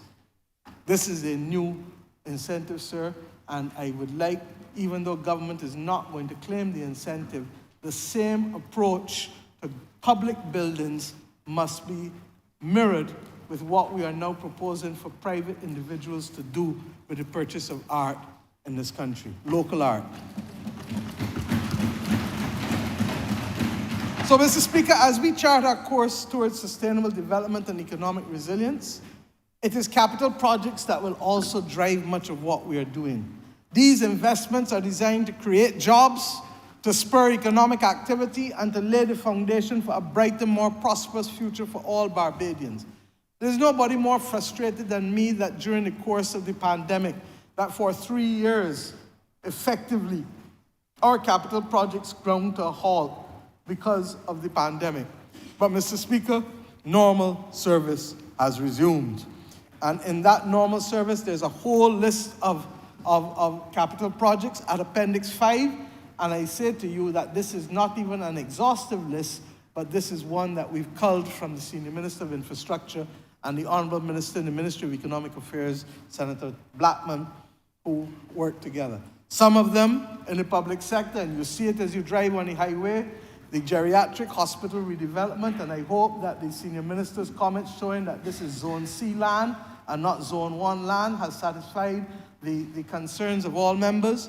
The plant tissue culture laboratory that all the permitting has been done at the Ministry of Agriculture will do, that will give Bajans magnificent amounts of planting material so that they can all become involved in the processing, the growing and processing of food so that we can become food and nutritionally secure. The Barbados Youth Advanced Core Dormitories being led ably by by Minister for Youth Affairs, the member for St. John. And indeed, sir, I tell him, hold tight, he got a lot coming shortly. And the Richard Stout Amphitheatre, which we've started building in the National Botanical Gardens, but we will continue the work, and this is being ably led by the Minister of Environment, the Honourable Member for Christchurch West Central, and we thank him for that. In the private sector, I called just a few. There are over 81 projects in Appendix 5, but I list Indigo Hotel in Bridgetown, which will finish, I believe, William, when? Another 8 months, another 6 to 8 months. Indigo Hotel, which is by the Old Caribbean in Hastings, that will finish in 6 to 8 months. The Royalton Luxury Resort in Old Town, in the constituency of the member for St. James Central, that is expected to start within a few months. The Hotel Pendry in Speightstown, the member for St. Peter is happy, and I believe the residents have also been engaged for that hotel. That will be an extension of Port Ferdinand. The Hyatt Hotel in Bridgetown, which has been long awaited, and the Pierhead project in Bridgetown, both of which we expect to start this year, sir. Sir, I can go on and on through the list, but the truth is it would take me a long time to go through all of them, and I'm conscious of the time this afternoon that we will be here. The government's thrust, sir, is one that is very clear. We will continue to benefit from the traditional sectors: tourism, manufacturing, agriculture, international business, which has now become local business. Our local business is international, and our international business is local. But we must drive and confront these new obstacles that can open up new sectors, but can also enhance growth in existing sectors, sir. The truth is, Barbados has per capita the largest number of university graduates and trained young people in the region. But even with that, it is not enough. And we need to be able to get some of our young people who have gone overseas to come back home. And we need to be able to settle an arrangement, as I keep saying, that while we take care of the older people among us, we must build Barbados for the young people, because they're the ones who must help continue sustaining life and economic activity on this wonderful country that we call home. Mr. Speaker, we believe that today's young people are enterprising and entrepreneurial, and they often have a job and a side gig. Young people today don't operate in the same way as older people who wanted a single job for life. Young people are prepared to do things whether it is in the gig economy, whether they want portability. They tell you if they can't wear it, can't carry it, can't move it, can't hold it, don't want it. That's what they tell me, sir. Equally, sir, the government's thrust at diversification cannot exist on its own or in a vacuum. The time for business conservatism and risk aversion in the business community of Barbados must be put behind us. And I don't say this as a criticism, but I say it as something to urge us that if we want to become more resilient, and if we want to move to 4 to 5% growth, then we have to take some risk. And your government will be here to hold your hands as we go out beyond Barbados to take those risks. Our businesses therefore have to stop fishing near the shore and cast their nets into deeper waters where the large catches are to be found. We may be a small land space with a small population, but we are in a community that is large. That small land space will always limit business and constrain our capacity for growth. But it will only be fatal to our national growth effort if we are not prepared to look overseas to overseas markets inside and outside of our region. I pray, sir, that we will summon the courage and the confidence as Barbadians, young and old, to recognize that we need to engage the world if we are to benefit from a larger market than the one which we have, sir. Enabled by technology as well, sir, the world is now more open than it has ever been before. You can stay here and put things on your social media sites and sell them to people in Ghana, sell them to people in Argentina, sell them to people in Singapore. Mr. Speaker, we must seize the opportunity because this is an opportunity that has never been given to our individual citizens in the modern settlement of this nation. As Shakespeare puts it, sir, we must take the tide that leads on to fortune or lose our ventures. Mr. Speaker, I want to address what it will take for us to become more resilient as Bajans and as a country. We have to build it at every level. And what is resilience? It is not just some new buzzword. Resilience is the key, sir, to our survival. Simply put, it's about building toughness, about developing a capacity to anticipate, to prepare for weather and withstand shocks, whether it is environmental, such as a freak storm, or if it is health and social implications like COVID, to be prepared for pandemics, to be prepared for economic challenges like supply disruptions.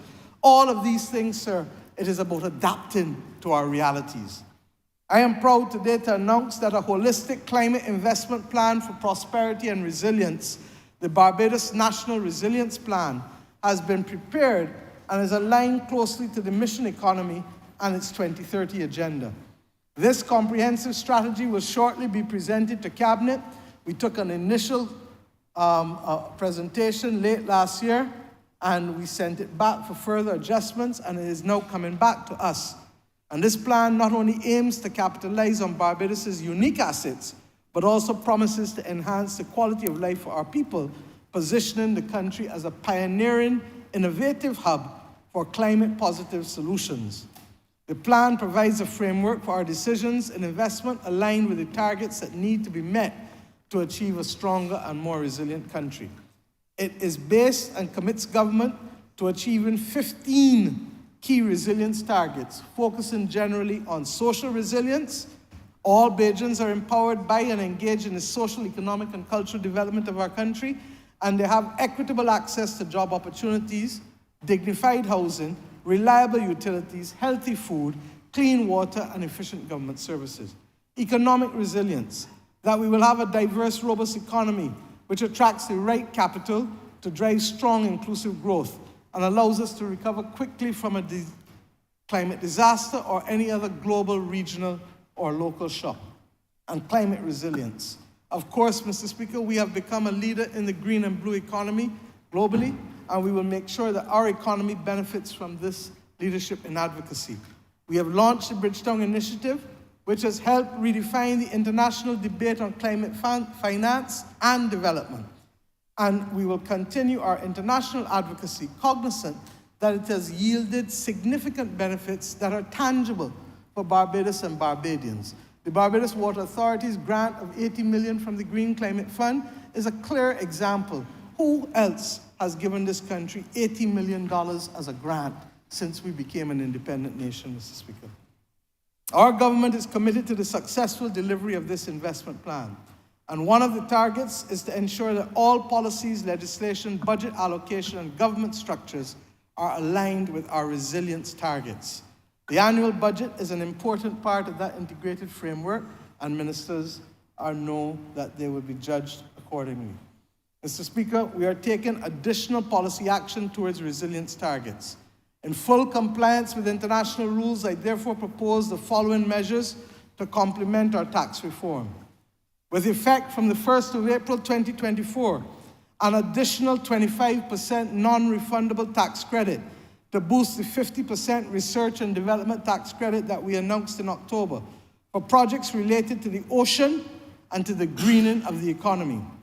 And secondly, equally from effect from the 1st of April 2024, a refundable tax credit for projects a 50% refundable tax credit for projects resulting in net zero emissions in Barbados. Mr. Speaker, we can see from tourism entities to all other kinds of entities benefiting from these areas, and I hope that there will be the creativity in our domestic private sector, but also that this will attract foreign capital to our country to be able to see us as a perfect hub, not just as a small island developing state, but as a large ocean state with nothing between us and Africa. The improvements in our Met services, sir, I think everybody knows the enthusiasm of the leader of the Met Office, and all of us enjoy his enthusiasm and the extent to which he has brought early warning capacity to this country. We now hear more about flood warnings and all other kinds of warnings in a way that we've never heard consistently before. The office, sir, is very concerned about the weather and the climate, and they are telling us that the intense heat this year and likely extreme weather will continue. The truth is that the measurements and the systems that we have developed are even helping countries like Cuba in using some of our models, and they are in regular consultation at the Met Office with all of the major institutions in the Americas. This office is providing observational data with unmanned sea surface drones that go 400 kilometers east of Barbados in the last hurricane season. And in this hurricane season, the director has indicated that the drones will penetrate any storms or hurricanes that pose a threat to this nation and for those nations positioned west of Barbados. Why is this important, sir? To be resilient, we need to have a better understanding of the threats that we face and the capacity to prepare for them. This might be a little dry for people again, but this can make the difference between whether you save your life or you lose your life. Because if you know something is coming and you know your house is not up to scratch, or where you are is prone to flooding or whatever, you take the appropriate decisions in order to be able to save life and wherever possible to save property. Sir, we in the government have been supporting the investments at the Met Office to make Barbados's Met Office globally recognizable and to be able to be put among a class of very few. The government's total investment in the Met Office this year is in the region of $4 million to buy some of these drones and unmanned equipment in order to be able to enhance their capacity to give us early warning signals.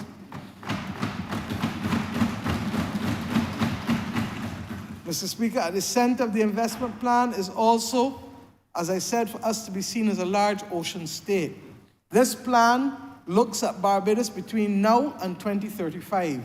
But in the next few years, it will prioritize the expansion of the deepwater port, strategically located, as we know, as the shortest trade route connecting Africa to the Americas, positioning our country as a logistics and transshipment hub. The plan also lays out investment in initiatives like the X-Prize Coral Restoration Competition. We are losing too much of our coral reefs, and we need to build them back and pay forward. And Mr. Speaker, this is critical for us. While constructing these new assets, the government acknowledges the importance of strengthening its existing critical infrastructure concurrently. We will future-proof essential systems, notably water and wastewater infrastructure.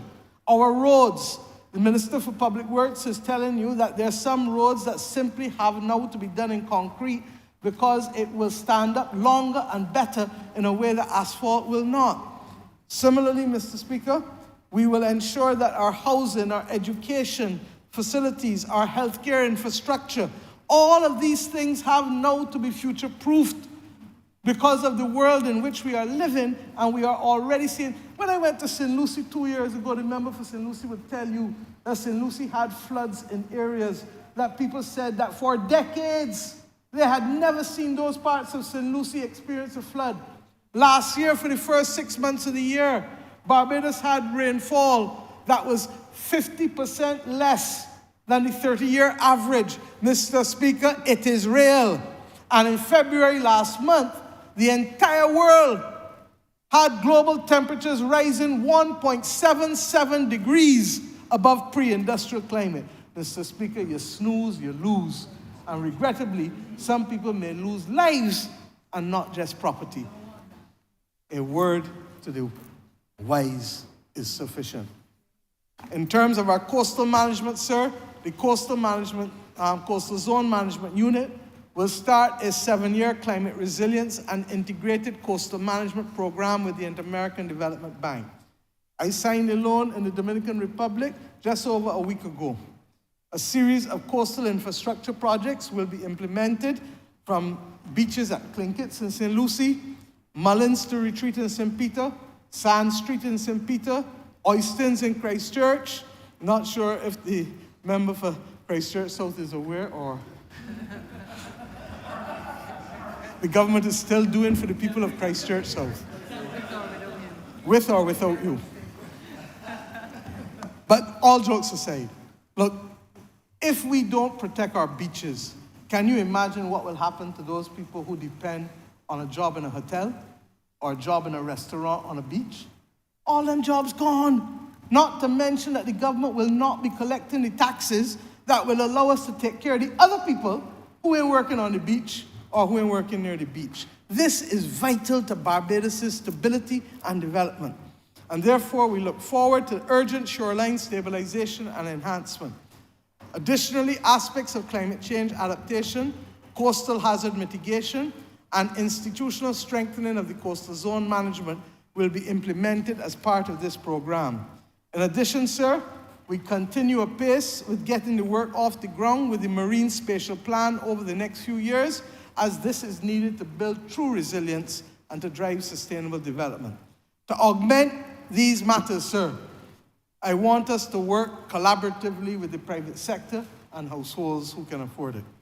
I therefore propose now that with effect from the 1st of April 2024, that a 50% tax credit be introduced for beach rehabilitation, coral reef restoration, and other marine conservation works that are approved by the Coastal Zone Management Unit.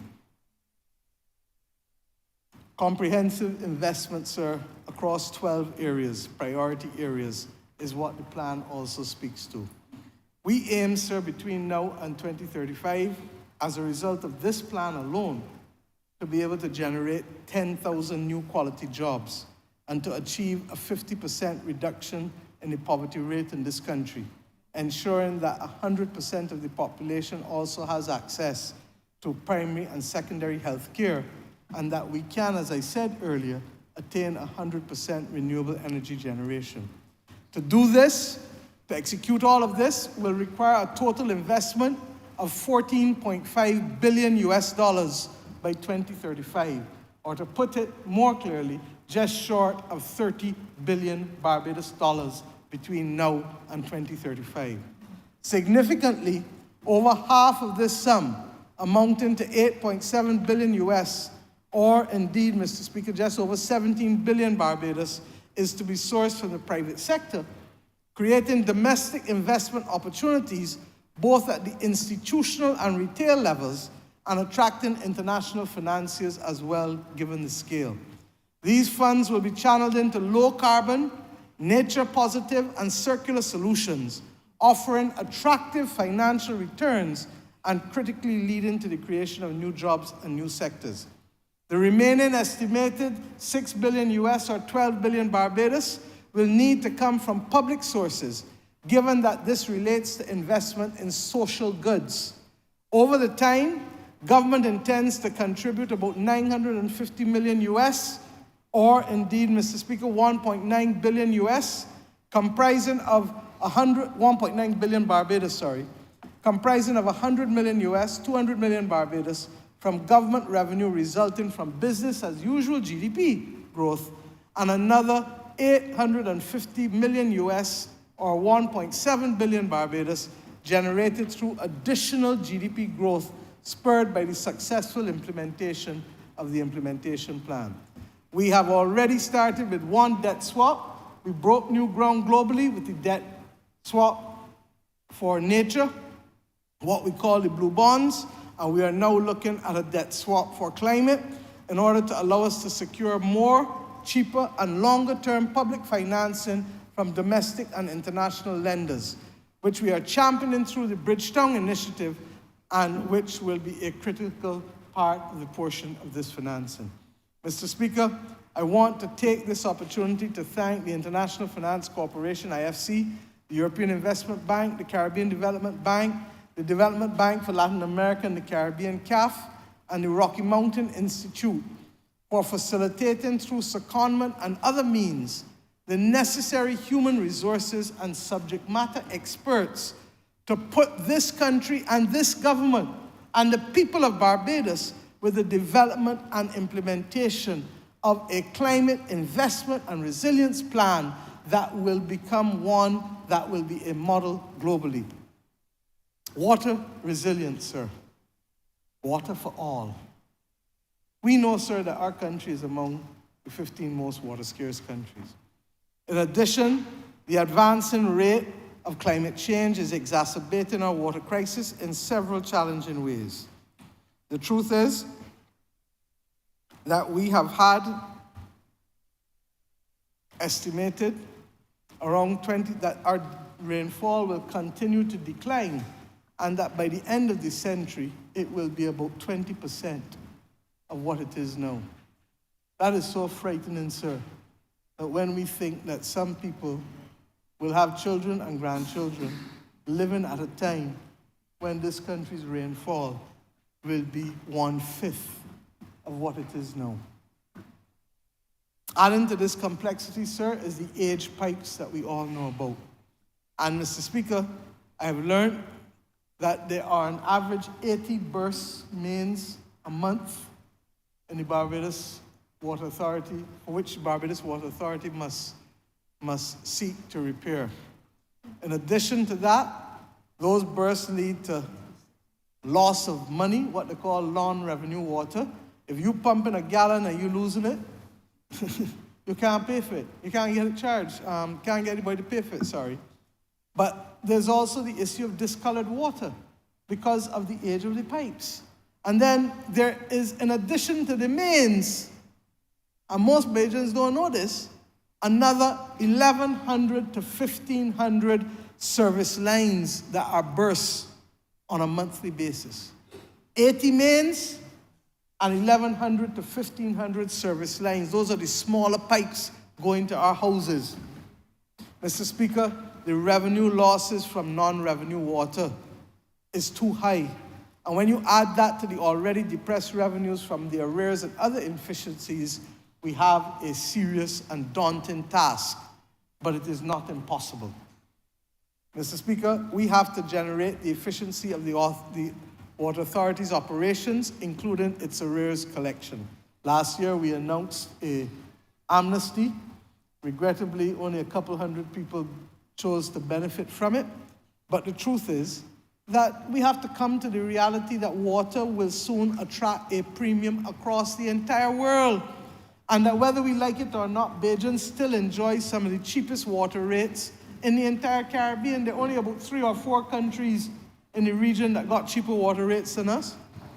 Given the challenge of supplying discolored water in parts of the island, BWA is aggressively pursuing filtration systems for both Allendale and Bowmanston pumping stations.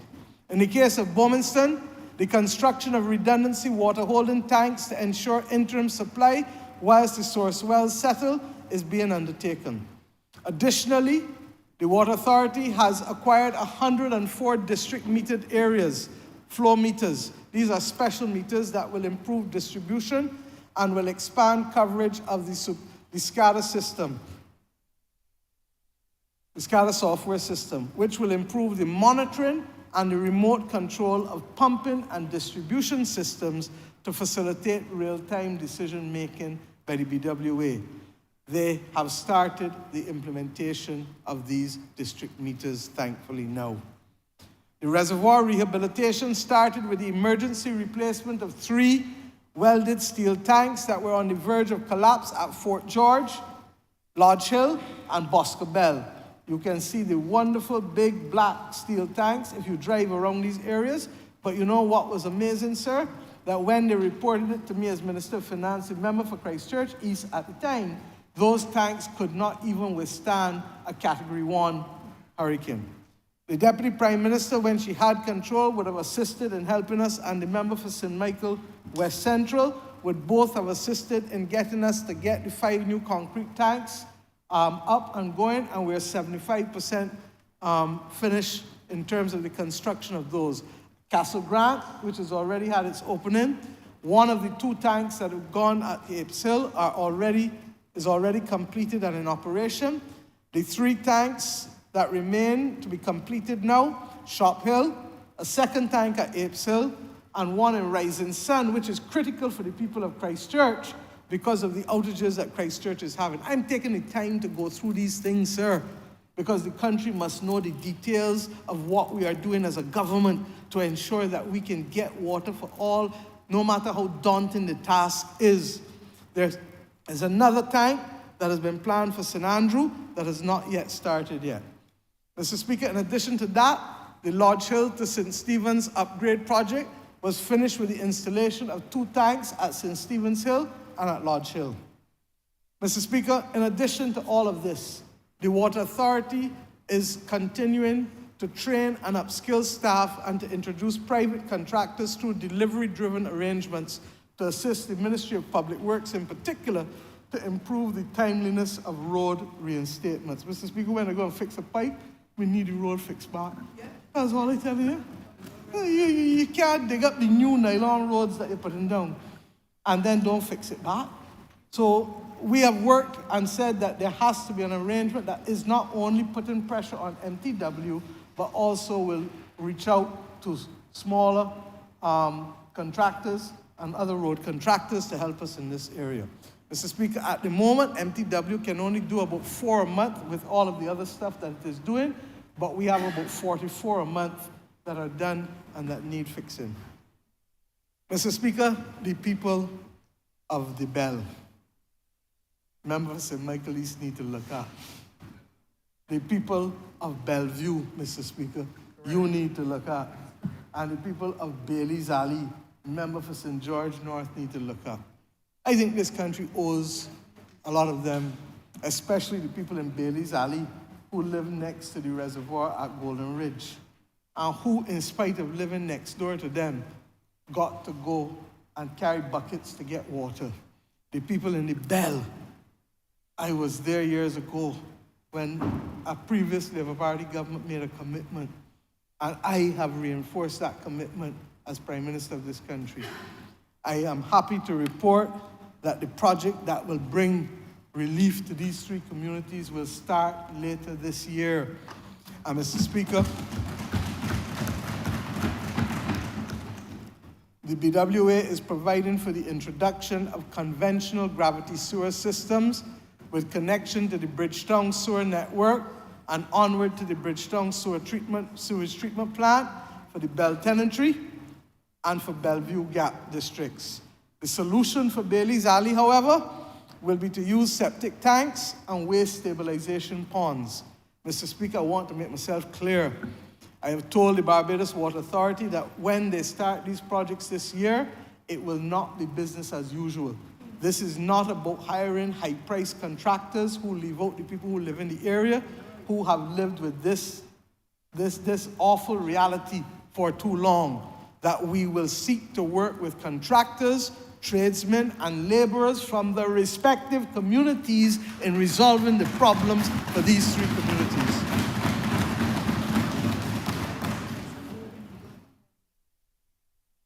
We see you, we hear you, and we feel you. The BWA, sir, is also improving the technical capacity of its staff. The training of plumbers, which allows for the upward mobility and progression of staff, is already underway, with us having enrolled at the Samuel Jackman Prescott Institute 40 persons to be trained in plumbing. The BWA, all the talk, has only had 19 or 20 plumbers in recent times. Mr. Speaker, the external training programs also number in excess of 36, and they're also being executed involving various universities, technical colleges, and online training programs. We are also, Mr. Speaker, in the middle of dealing, I just came back from the Netherlands with the BWA, and we're dealing and hoping to have in place shortly a joint cooperation water program with the Dutch government and other institutions from the Netherlands. This will allow us to tackle many of the urgent challenges facing the authority and the country that would give us technical support, knowledge sharing, and capacity building in areas such as non-revenue water, water storage and distribution, water for agriculture, groundwater management, and dealing with saltwater intrusion, which is one of the regrettable consequences also of the climate crisis. Mr. Speaker, in addition to this, I would have some time ago announced the need for a water conservation program in a previous budget. The Barbados Water Authority will start off this year with an estimated $1.5 million to provide water-saving devices to about 1,200 vulnerable groups, as well as high-usage government departments. We will also give them a further $2 million for a revolving loan facility for those who will not be the recipient, but who still want of grants, but who want to be able to borrow money to install water-saving devices in their showers, in their kitchens, and water-saving toilets, sir. This program will save considerable amounts of water. Indeed, I have a range that was given to me by the officials of between 37 to 67 million imperial gallons a year just for these first 1,200 devices across these three areas that I have announced. I am appealing to every household to do right and to be able to put in those water-saving toilets, water-saving devices for showers and kitchens. And once the Water Authority puts the revolving loan fund program, those of you who need or whose cash flow is impaired, you can borrow, and the Water Authority will allow you to pay back over a 2 or 3 year period depending on your wishes, or even less, because some may not want that long. Mr. Speaker, the same thing will apply to the hurricane straps. There are too few people who are putting the hurricane straps on their roofs. The government is giving to those people below the poverty line, free of charge, but those above the poverty line who know that when you look up at your roof, you've got a large overhang, you're in trouble. If you can make the changes and make sure that you build with, and I've asked the Ministry of Housing to have public service announcements to show people how to build for a resilient Barbados. So when people are building their own new houses, they don't go and build it according to the houses that built in the 70s and the 80s, but they build according to what Barbados need in this decade of the 21st century to survive. Sir, the matter of desalination plants. The last government, sir, left us with 2 contracts, 6 million gallons a day each, take or pay. It meant, sir, that whether you take the water or not, you got to pay, full stop. And Mr. Speaker, sir, we told those 2 contractors when we came in, we could not do that. Because the other part of it that was awful is, guess what? The Water Authority could not take the water and distribute it. So you would be paying for a commodity that you're not receiving. And what made it worse, sir, is that the price that they wanted us to pay and that the last government agreed to was $4.02 per cubic meter, a price way in excess of what this government will pay to any of those contractors if these contracts stay. Now, we are conscious that the people have rights, and we are conscious that there's only one government, regardless of who is in power. So we will have to respect that. And we have been in discussions with the contractors to be able to change the terms of the contract. I am told that the negotiations have been going well. I am told that we can have new contractual frameworks, hopefully before the statute of limitation kicks in within 2 or 3 months, and that we can see a price that should be no more than cost plus 15%, and that will be significantly lower than the $4.02 that was being charged for one of the 2 plants in the north. So, Mr. Speaker, when I tell you that this economy has been stabilized by this government, it is largely because we have cut out a lot of that foolishness and fat that was there. And the reality is, sir, we will need to add water to our groundwater. I'm satisfied that we will. But, Mr. Speaker, as we add it, it cannot be at prices and in manners that don't make sense and that will see us reducing the money of the Water Authority. Mr. Speaker, I just send and give me this document here. And I don't even know if to read it now or to keep it for the wrap-up debate. Because the leader of the opposition will soon find out that the party which he has now taken the responsibility of leading, when he was over here, he knew it, was responsible for a berriffle of foolishness. I hope that Hansard could get that. A berriffle of foolishness. And Mr. Speaker, I am now being forced to lead a government to have to clear up all of this madness while the people of St. Lucie and the people of St. John and St. George dealing with brown water, and the people of St. Peter can't get water. And Mr. Speaker, I got now to go and look at starting a new account system from the 1st of April. I've told them go ahead and do it, and we're going to have to go back and do the audits on a separate track because you can't continue carrying badness into the future. And what you're doing then is putting all the burden on the Barbados central government instead of the Water Authority being able to stand on its own 2 feet and meet what is the largest public sector investment that this country has to face going forward, because all the mains we know get put down 80 and 100 and 120 years ago, and we have replaced less than 5%. 5% of the mains. And you want to know why people can't get water in this country? Mr. Speaker, look at it. I don't want to keep people in here all night, so I can deal with this later on. This one is for y'all later on. I ain't ready for it yet.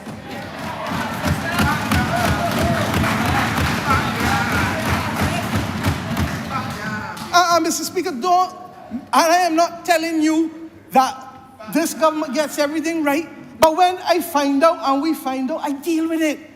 But what we have now had to deal with is the fact that our investment of $100 million, let me keep quiet. Let me keep quiet. Let me keep quiet. Household and community resilience, sir. As I said, we introduced in 2022 a household community resilience program.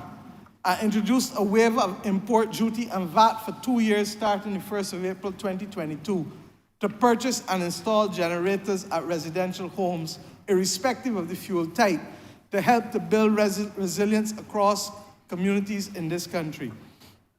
We recognize that much has taken place in the last 2 years with global supply chain issues. Pedro.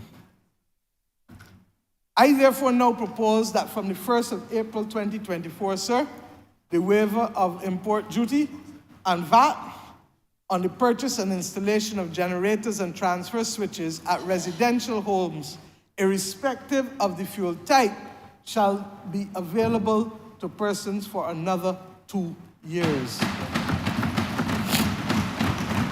And Mr. Speaker, I do this knowing that this still will not help some of the small people I talked about earlier who will be subject to the power outages because of the failure to be able to renew our grid and to have the stability that we need. Mr. Speaker, last year, Barbados experienced more than 4 months of water restrictions And the Deputy Prime Minister had to talk the country through these water restrictions between the months of May and August. I told us about the scarcity of rain. In order to mitigate the impact for households, I now propose, sir, that from the 1st of April 2024, that there be a waiver of VAT on the sale and installation of water tanks, septic tanks, and electrical pumps for all residential properties for the next 2 years.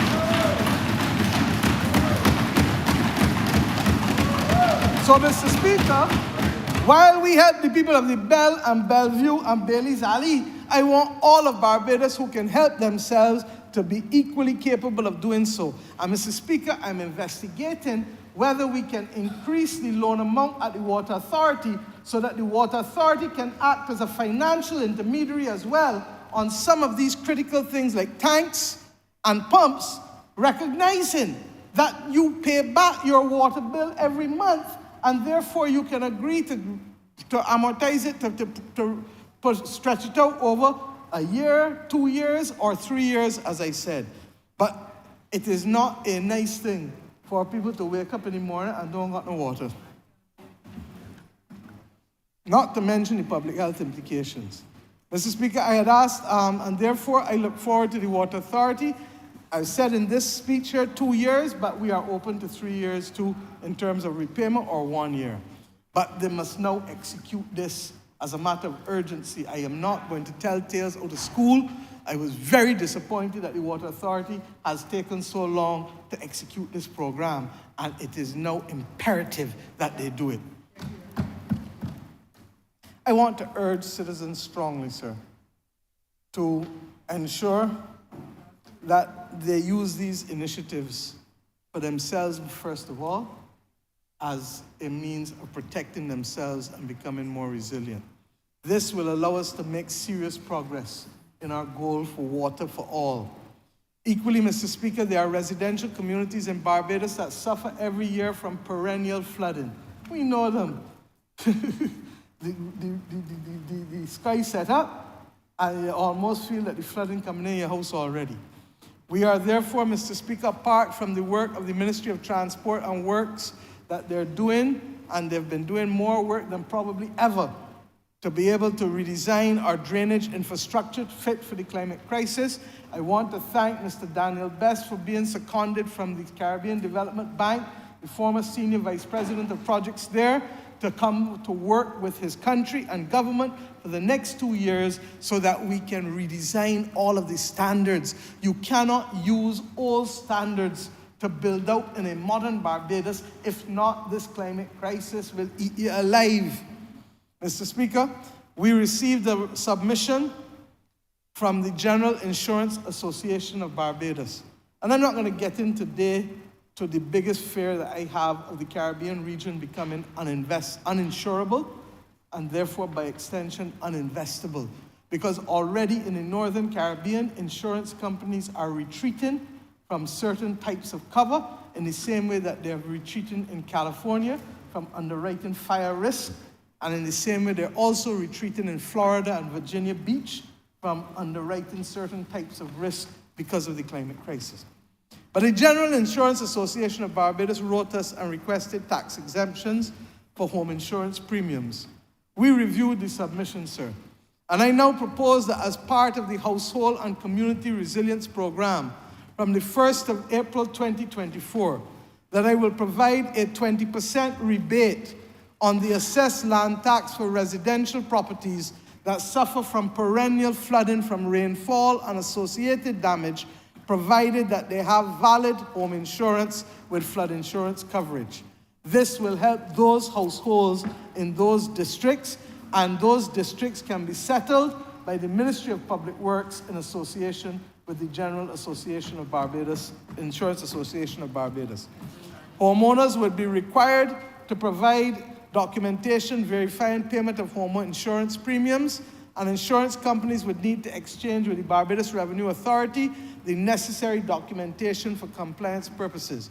For the avoidance of doubt, MTW and the Met Office will have to verify that there has been at least one flood event during the year that triggers a claim in order for homeowners to benefit from the rebate. Mr. Speaker, this is a very targeted intervention. If you suffer, you get it. If you don't suffer, you don't get it. This is intended to help people who are in need.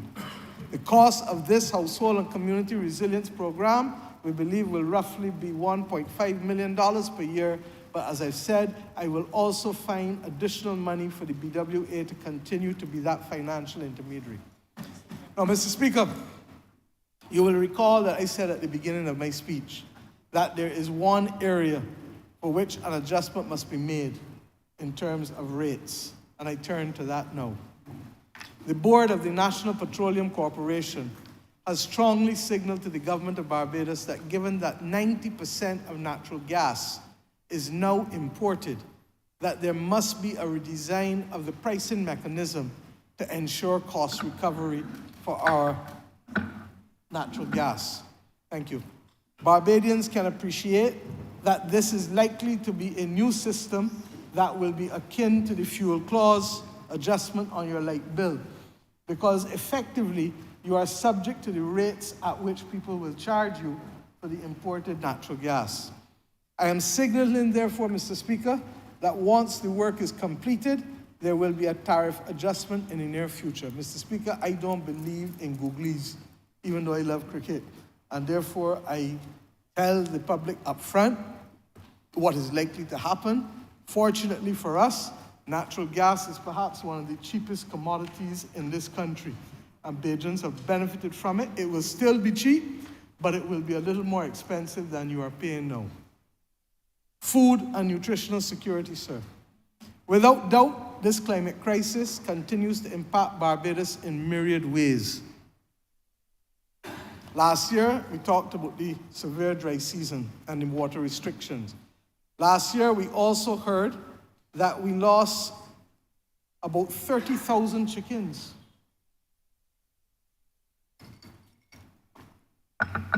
Dying.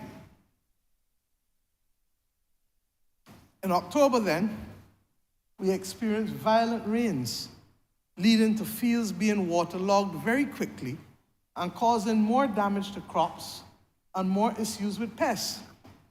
In short, Mr. Speaker, 2023 from an agricultural planning and management perspective was not a particularly good year for farmers given the heightened uncertainty regarding climate conditions. Access to water still remains somewhat a challenge given the change in rainfall patterns. And nevertheless, in spite of that, and I want to thank the Minister of Agriculture, the sector was able to outperform the 2022 level by 21% in spite of all of those challenges with the climate crisis.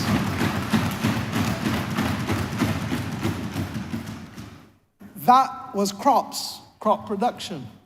Regrettably, the extreme heat in August and September 2023 led to an overall reduction in livestock production of 2% for 2023. Yes, it could have been much worse, but we would like to see growth and we would like to see things improve there. And we are working with the sector on that with livestock. Having said that, to enhance water solutions for the Farmers Empowerment and Enfranchisement Drive, otherwise known as the FEED program, the BADMC, the Barbados Agricultural Development and Marketing Corporation, will be expanding the irrigation networks in conjunction with the Barbados Water Authority to include pump houses and distribution piping. At Wakefield, I met with the farmers there, promise made, promise being delivered to you. Spencer's, Bath, and Mount Poyer in St. Lucie, where the member for St. Lucie knows that I've taken a particular interest in making sure that that also comes up in addition to the Spring Hall areas where farming takes place. The cost of this waterworks will be $4.6 million, and the money will be provided to the BADMC, who will contract with the Barbados Water Authority for the benefit of those farmers. Mr. Speaker, you will be pleased to know that as part of the Debt for Climate swap currently being negotiated with the Inter-American Development Bank, the Green Climate Fund, and the European Investment Bank, the water infrastructure for food security at River in St. Philip will be one of the key climate adaptation measures. Mr. Speaker, this again speaks to the policy coherence being exercised by this government. I turn to milk. Mr. Speaker, over the past decade, milk production has suffered badly, such that it now requires a fourfold climate-smart agricultural intervention to turn the dairy industry around, to increase milk output and exports with the following targets. 1, to achieve a 50% increase in milk output and to restart exports by the end of this year, 320 climate-resilient cows need to be imported. 2, increase feeding to optimal levels will, in short term, improve productivity per cow, that is the milk yield, and raise milk output. A combination of feed concentrate and highly nutritious forages and hay is needed. Feeding highly nutritious forages also reduces livestock emissions, which are a significant contributor to methane levels globally. And Barbados has been leading the charge internationally, calling for a global methane agreement, because more than even CO2 emissions, global methane emissions stand to impact on the temperature and by extension all of the things we are facing. 3, implementation of a stock replacement to assure 20% replenishment of climate-resilient heifers. I read in this thing, sir, but I really ain't sure what climate-resilient heifer is, but I hope somebody will tell me.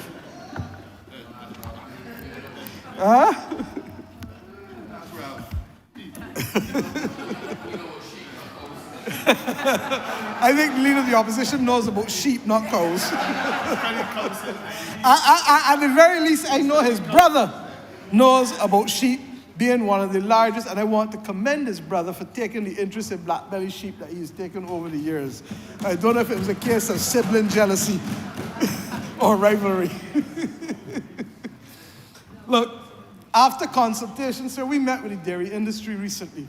And after consultation with the sector and at the urging of the Minister of Agriculture, I now propose the following assistance to the dairy industry. 1, an increase in the rebate on the purchase of cows from 50% up to a maximum of $4,000 and to 80% up to a maximum of $6,400 per cow to assist farmers with the livestock purchase. This is likely to cost no more than a total of $2,048,000. 2, a livestock emissions rebate of 45% on the purchase price of hay for 3 years. The maximum annual cost of this is likely to be $528,255. 3, an increase in the 1999 rebate has not been increased for almost 25 years, sir, on establishing pasture lands. And that will now go from $202 per acre to $1,000 per acre, which will allow the farmers to upgrade and maintain their pastures and reduce their dependence on purchased hay. It is expected that this will cost us annually $446,000. 4, a rebate of 60% up to a maximum of $40,000 on forage harvesters and trailers and other harvesting equipment to assist farmers in upgrading their forage operations, reducing their costs. The estimated maximum annual cost of $200,000 for 2 years is what we have budgeted, sir. 5, to offset costs and ensure farmers are able to replenish their stock on a yearly basis, a young heifer replacement incentive of $1,000 per heifer. We estimate that this will cost us $250,000 annually at most for each of 4 years. 6, to assist farmers in instituting and repairing the infrastructure, it is proposed that the 2006 rebate on livestock housing, which has not been increased since 2006, that's what, 17 years? Be increased from 25% up to a maximum of $60,000 to 40% up to a maximum of $60,000. The estimated annual cost for each of 2 years is $240,000 per year. 7, to stimulate dairy farmers to invest in upgrading their operations to innovative and digital technologies, A rebate of 60% up to a maximum of $60,000 will be offered. The estimated maximum annual cost of $240,000 per year for each of 3 years. Mr. Speaker, I hope that this will give the dairy industry strength again, and we have signals that there is the potential for a serious export market again, but we do not have the supply of milk in the country. This is critical, and I'm happy that the Minister of Agriculture and the farmers have been able to agree, and that the government is in a position to help stabilize their fortunes. We wish them well. Mr. Speaker, part of building Barbados' resilience relates to the management of our public finances. You know, that's what carried us down the last decade. I indicated earlier that there were no new taxes being introduced, but there's a major problem that we have. And I want all of us to listen and understand, because it is going to represent a turning point in this country's development practices as it relates to tax concessions. The issue of tax expenditures, more commonly known by the average person as a concession, continues to pose challenges with respect to securing the revenue base of this country. Over the past 4 years since the introduction in September 2019, when we introduced Asekuda World by Customs and Excise. Remember, we were one of the last countries to introduce this model of Asekuda, and it was long overdue when it was done. There was a lot of hullabaloo. The member for Christchurch East Central was cursed, but it has worked to our advantage to put it in place.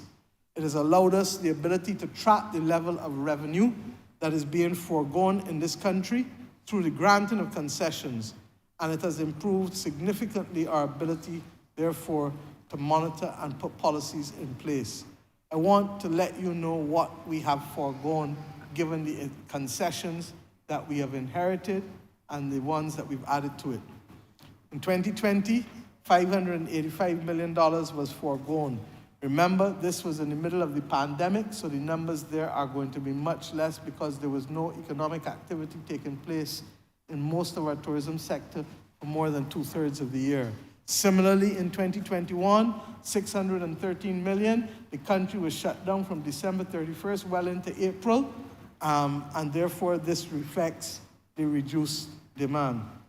2022, you started to see the trend go back to normal, $784 million in tax expenditures. 2023, $802 million in tax expenditures. And already in this year, in January, $61 million in tax expenditures, and in February, $64 million in tax expenditures. Mr. Speaker, this is unsustainable. During this exercise, people have literally produced typeset memos issued by the Ministry of Finance as far back as 1989, 1991, and 1993 as justification for why they should continue to access concessions. It is as if their economic circumstances have not changed since that time. Sir, the Ministry of Finance has therefore come to the conclusion that we must, as a matter of course, regularize the time frame within which these concessions are granted, and to hold beneficiaries of these concessions to objective standards of outcomes as part of the strengthening, monitoring, and evaluation mechanism which ensures that the underlying policy is relevant to the times in which we live. In consequence, Mr. Speaker, from January 1st, 2025, all beneficiaries of tax concessions, rebates, or other exemptions that have been issued prior to the year the 1st of January 2025 will have to reapply for the grant of those concessions through the Ministry of Finance. The basis upon which those concessions will be given favorable consideration will be limited to the provisions under the various sectoral legislative provisions and on set conditions specifically that these businesses are earning foreign exchange, depositing foreign currency into the banking system to support the country's balance of payment, creating quality local jobs and training opportunities, greening their infrastructure, as far as possible, digitizing business operations, systems, and processes in the furtherance of public policy initiatives to build resilience, the introduction of new technology or new business ecosystems may all trigger the issuance of these concessions, sir. Mr. Speaker, I will ask, and I said, I believe, because there was a typo just now, and that's why I've picked for the other document, to look at the appendix. Let me repeat it. From January 1st, 2025, all beneficiaries of tax concessions, rebates, or other exemptions that have been issued prior to the year 1st of January 2005, not 2025, there's a typo in this document, will have to reapply for the grant of those concessions through the Ministry of Finance. You see why you must know your stuff? Further, sir, businesses with concessions issued between the 1st of January 2005 and the 31st of December 2010 will be required to reapply from the 1st of January 2027, whilst those issued with concessions from January 1st, 2011 onwards will be required to reapply as the current concessions expire. As you can see, Mr. Speaker, we are not being draconian in our approach. This is a very gradual approach, and we are merely nudging the business sector into conformity with new policy approaches and market realities while ensuring that those who enjoy the benefit of concessions are making their fair contributions to the economy. I should tell you too, sir, that this was highlighted by us over the last 18 months as a date with which we will have to face going forward. Further, sir, any entity with a current concession agreement of more than 20 years that was issued on or before 1st of January 25, those concession agreements will remain in place until they naturally expire or if they are not compliant with the established rules. From the 1st of April 2024, new investments exceeding capital expenditures of $200 million will be provided with a time frame of 20 years to utilize the concession granted and will be capped at an annual aggregate concession level of up to $1 million, which can be used by the applicant to apply against any impost on goods or maintenance of equipment and systems required for the operation of the specific project they choose. Equally, from the 1st of April 2024, new investments with capital expenditures of between $100 million up to $200 million will be provided with a concession time frame for 15 years and will be capped at an annual aggregate concession level of up to $750,000, which can be used by the applicant to apply against any impost on goods, maintenance of equipment, and systems required for the operation of the specific project they choose. And 3, from April 1st, 2024, new investments with capital expenditures between $50 million up to $100 million will be provided with concessions for a time frame of 10 years and will be capped at an annual aggregate concession level of up to $500,000, which can be used by the applicant to apply against any impost on goods, maintenance of equipment, and systems required for the operation of the specific project they choose.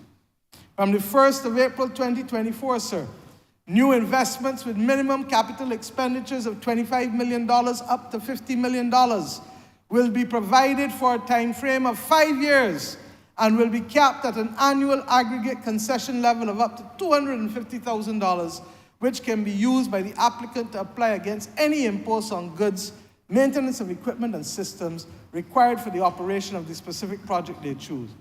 Mr. Speaker, all must satisfy the conditions referred to above and will be required to signal to the Barbados Revenue Authority and the Customs and Excise Department at the beginning of every financial year their plans for the utilization of the agreed concession.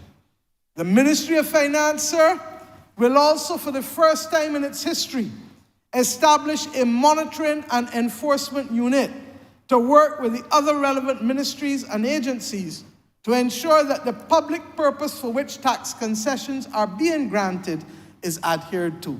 So if you say you're going to earn foreign exchange and bring it into the country, earn it and bring it. If you say you're going to create jobs, show us the jobs. If you say you have a new business ecosystem, show us the ecosystem. Clear guidelines will be established for each sector such that there is equity and fairness with the administration of the tax expenditures, rebates, and concessions process across the board. Sir, the Monitoring and Enforcement Unit, working together with the Barbados Revenue Authority and the Customs and Excise Department, will be conducting Show Me and other audits as required in order to ensure compliance. In every instance, and listen carefully, where there's an infraction that is clearly the fault of the beneficiary, they will be given 90 days within which to remedy the defect. If the defect has not been remedied after the prescribed period, then I propose that from the following date, January 1st, 2025, the following penalties will be introduced. 1, for the first infraction, the beneficiary of the concession will be allowed to claim a waiver of up to 75% of the assigned duties and pay 25% of the prescribed duties within a period of 3 months. 2, for a second infraction, the beneficiary of the concession will be allowed to claim a waiver of up to 50% of the assigned duties and pay 50% of the prescribed duties, for a period of 6 months.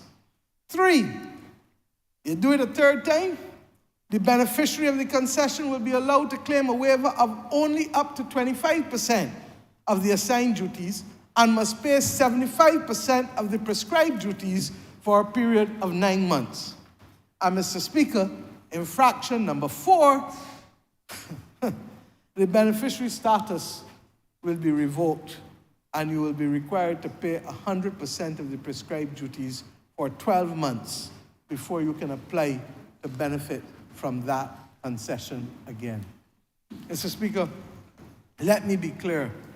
These penalties will only be imposed if the entity or the individual fails to correct the defect within the initial 90 days given. So you've been given a large space within which to correct it on each occasion.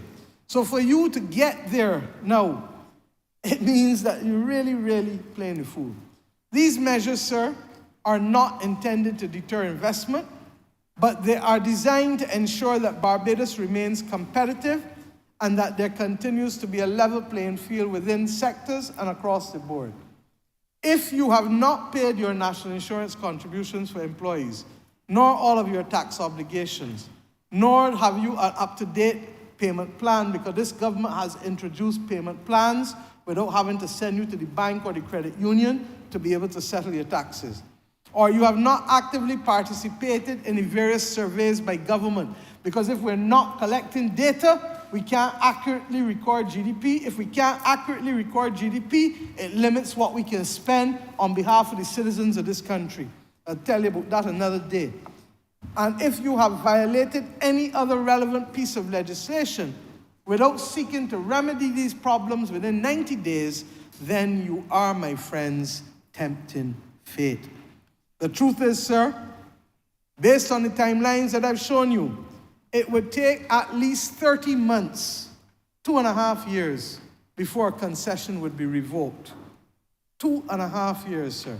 And for that to happen, it would clearly mean that the entity had no intention of being compliant, given the number of chances that they would have been given to fix issues before that stage is reached. And even with the ultimate 4th infraction, after a year's penalty, you can still come back again. So the government is being exceptionally fair, but not just to the concession, the beneficiary of the concession, but to the people of Barbados in whom we have a duty to protect their interests. Mr. Speaker, let us move to a little more comfortable areas for a people-centered Barbados, the ones that more people are likely to catch on to because, as I said, I understand a lot of these things there are very dry. But I learned from early that when things are dry and bitter, they're good for you. So I go through it. As we deal with a people-centered Barbados, sir,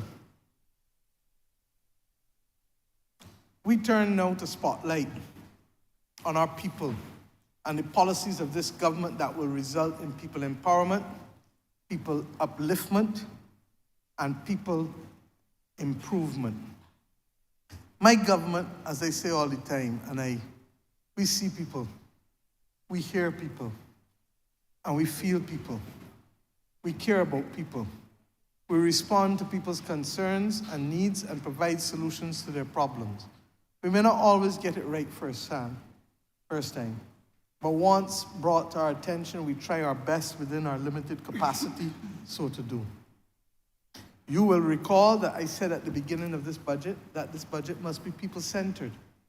That once we grow the pie, we got to also make sure that there's fairness in the distribution. The initiatives and measures I've been presenting up to this point will make a difference in the lives and the fortunes of Bajans. I want to turn, therefore, now to the areas of direct people empowerment on which government's major emphasis will be placed. And I want to focus on the continued economic enfranchisement of our people, as we have done in order to be able to deal with state-owned enterprises. Indeed, Mr. Speaker, I will make sure that there's a separate document laid with the update on the SOE restructuring separate from this speech. Sir, I indicated at the opening that there were 6 issues about which Bajans had expressed concerns. National debt, I already dealt with that. Inflation and cost of living, I will give some data, but I will elaborate further on this. Healthcare at the QEH, particularly the QEH, but also the polyclinics as well, we will address shortly. The state of the roads, many of you have seen the work in remediation over the last, 2 months, is well underway, as everybody can see, and as everybody can feel when they're being forced into detours. Access to jobs, well, I spoke to all of these new measures and initiatives. We have been showing job creation and decent work is likely to come, opportunities not just for young people, but as we saw even with the digital training, there are a number of people who may have lost their jobs in their 50s, but who can still go and train and work and get decent work from them going forward. Sir, education reform. This will be addressed, but suffice it to say that there will be an extension to the national consultation period on some of the more controversial components of the reform. And I gave a commitment to consult with the opposition and will do so once the estimates process is finished. Mr. Speaker, let us therefore deal first with the state of the roads.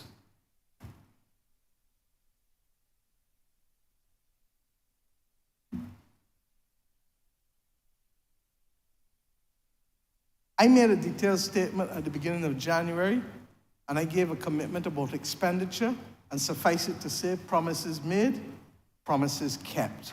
People can see that the work has actually started, and as I said, we have been running double shifts now that the rains have abated for the most part, so as to help us press ahead with as much road work as possible. And as I said, we're using concrete, we're using asphalt, and we're also looking at different other types of materials and technologies, particularly for the tenantry and smaller roads that don't have the same traffic count. Mr. Speaker, we will continue to find the right and most cost-effective mechanisms in order to be able to fix our roads. And Mr. Speaker, this also includes the bridges. I think that you've heard us say in the Parish Speaks, especially the ones in the Scotland district, this country has not repaired bridges for how long? For almost 40 years. It's unbelievable. And this government has had to assume the responsibility of doing that which no one had done for the better part of 30 and 40 years, sir. But I said, the task may be daunting, but it is not impossible. And so long as it is not impossible, as Mr. Mandela taught us, we can get it done, and we shall get it done. Thank you, Deputy Prime Minister, for leading this effort, and the member for St. Andrew as we go forward. And I've said to you, as happened this year, I may not always start off with the amount of money that you would like, but once I see my way or we see other monies coming in, you will get additional funds, because we understand that what you are fixing is not just potholes from the last 4 or 5 years, but also significant road works that were not done for years. And I want to talk to my constituents. Let me be MP for a minute and not just PM, please. Because when I came into office, other than when Green Hill was done in 1991, nothing was done out that side for over 30-something years. The people of Jackson, the member for St. Thomas, would tell you that we have suffered, oh suffered, oh suffered. And even when the road was started on her side by the Rural Development Commission and on my side in Kenwood Hill, it took this government to come in and finish both roads after they had been stalled for more than 5 or 6 years. Mr. Speaker, the people who live behind them, Friendship Terrace and Lowlands, etc., under the Owen Arthur administration, we put that in a program to be done by Rayside in August of 2007. When the Democratic Labour Party government came into office in January 2008, it went the way of all flesh. Nothing done. And Mr. Speaker, while I have had a few roads done, the truth is that as leader, I had to turn and help everybody else. You know, they got old time saying, my mother teach me FSB, family stand back. But I am here to serve notice to everybody know that the people of St. Michael Northeast ain't standing back no more. Nor St. Thomas, nor St. Peter, nor St. George. The truth is that there were certain constituencies that never benefited under the last administration. I want to thank the ministers of public works who have served under this administration for making sure that there has been an equitable distribution of roads all across, and the people of Christchurch South will continue to benefit as they are doing now with Thornbury Hill and Oystons, as we went and walked up to 2 weeks ago. Let us come to the issue, sir, of reducing inflation and the cost of living. Sir, this is a sensitive issue. And I am sensitive to people, but I want also to go through what this government has done and what the facts are too. Apart from direct financial support to the most vulnerable families, giving salary increases to public servants, there will be 3 in 6 years when they got 1 in 10 from the last government. Direct cash grants or hampers, ensuring a minimum wage across the economy, ensuring workers in the hospitality sector are treated fairly where the employers benefit from government concessions, freezing the freight costs, the taxes on freight costs of December 2019, capping the VAT on the first 150 kilowatts of electricity, creating the basket of goods for the price compact of July 2022. Mr. Speaker, there has been no greater evidence of us shown for the plight of Bajans and all these measures that we have taken to fight inflation and to ensure the lowest possible prices for most Bajans under hostile global conditions. We will continue to support the relief of electricity bills, and therefore from 1st of April 2024 until September 30th, 2024, again, I propose to extend the VAT reduction on electricity bills for the first, where residential customers will pay only 10% VAT. It was on the first 250 kilowatt hours, sir, of electricity, instead of the normal 17.5% VAT.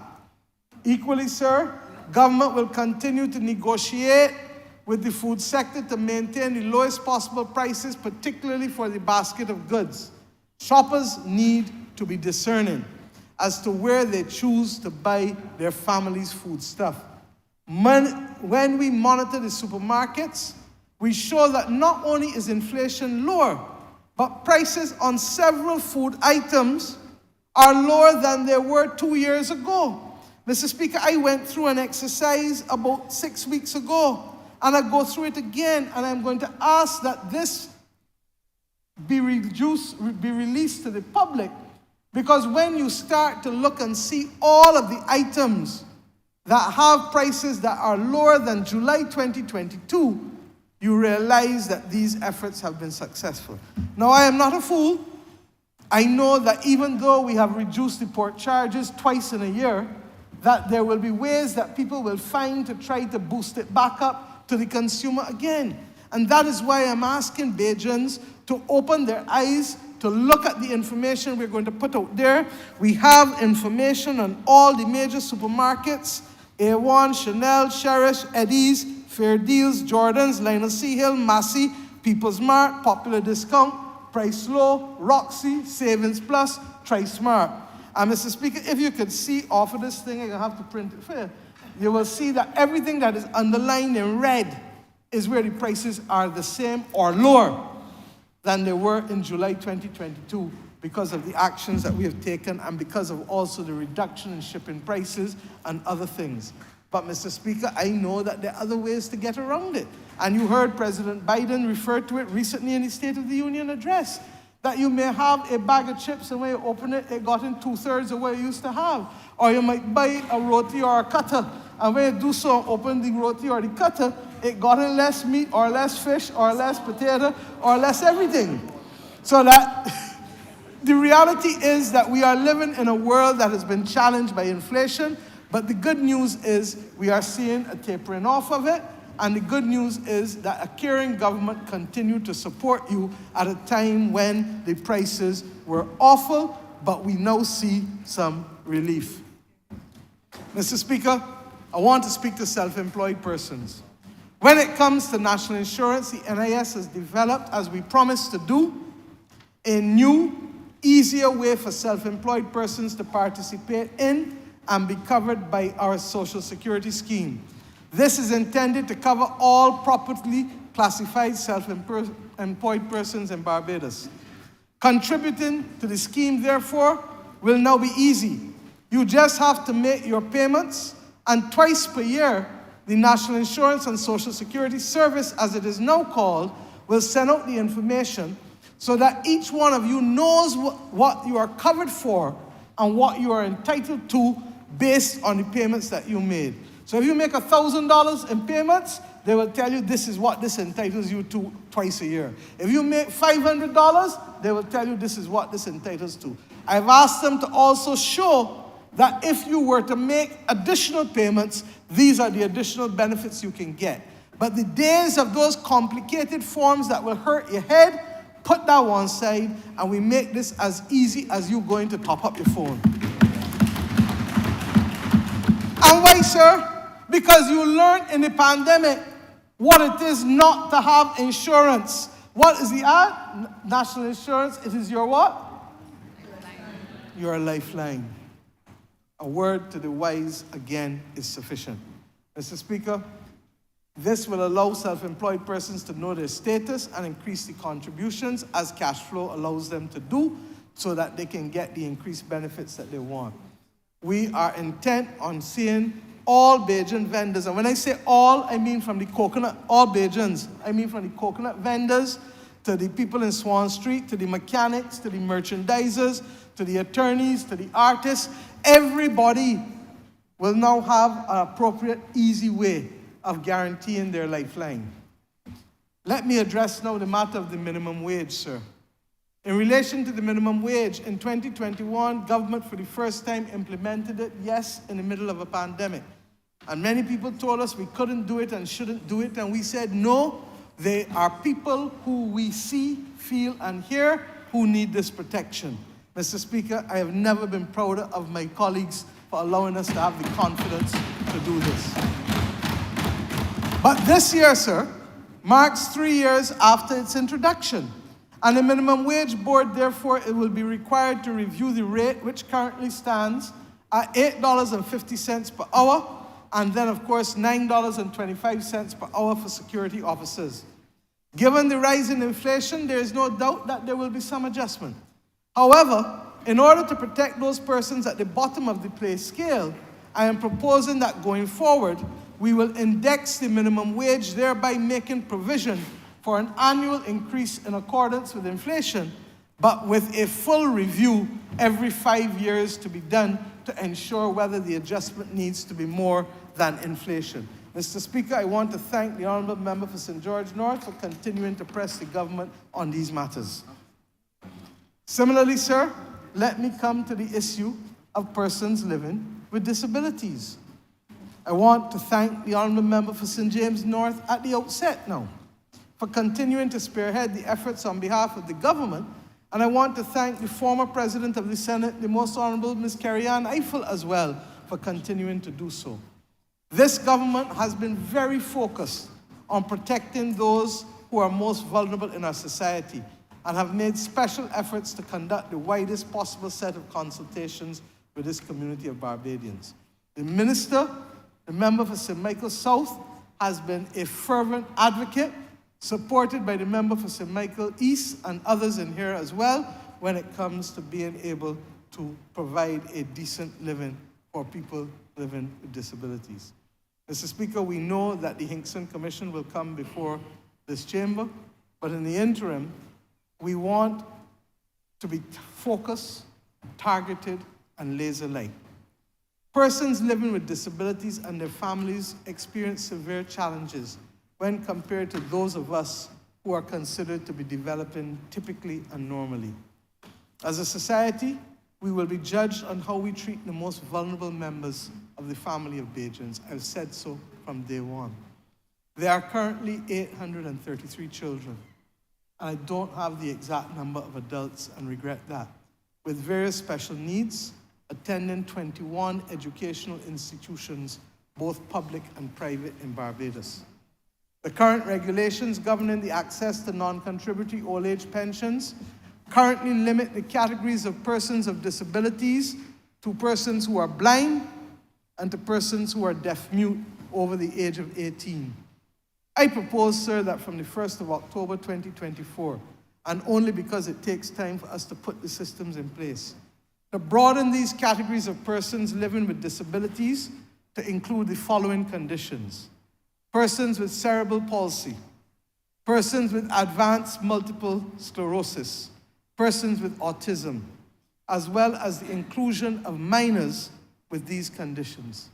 Mr. Speaker, for the avoidance of doubt, the special needs grant for minors with these conditions will be 50% of the value of the non-contributory old age pension, while the value of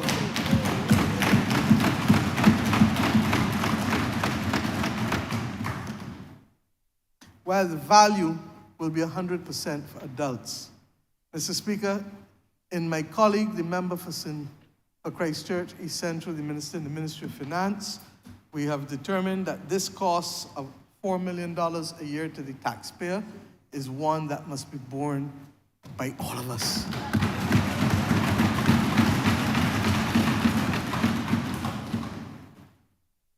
In addition, sir, transportation and mobility for persons living with disabilities still pose a challenge. The National Disabilities Unit acquired 2 new buses 2 years ago. Mr. Speaker, we will purchase another 2 buses in the coming financial year to support persons living with disabilities. And I say to you that as resources allow, we will continue to acquire 2 buses annually for each of the next 3 years to ensure that the unit can completely service the community in the need of services for transport and mobility. I want to remind you that the cost of wheelchair-adapted vehicles are high and may be prohibitive for some to acquire.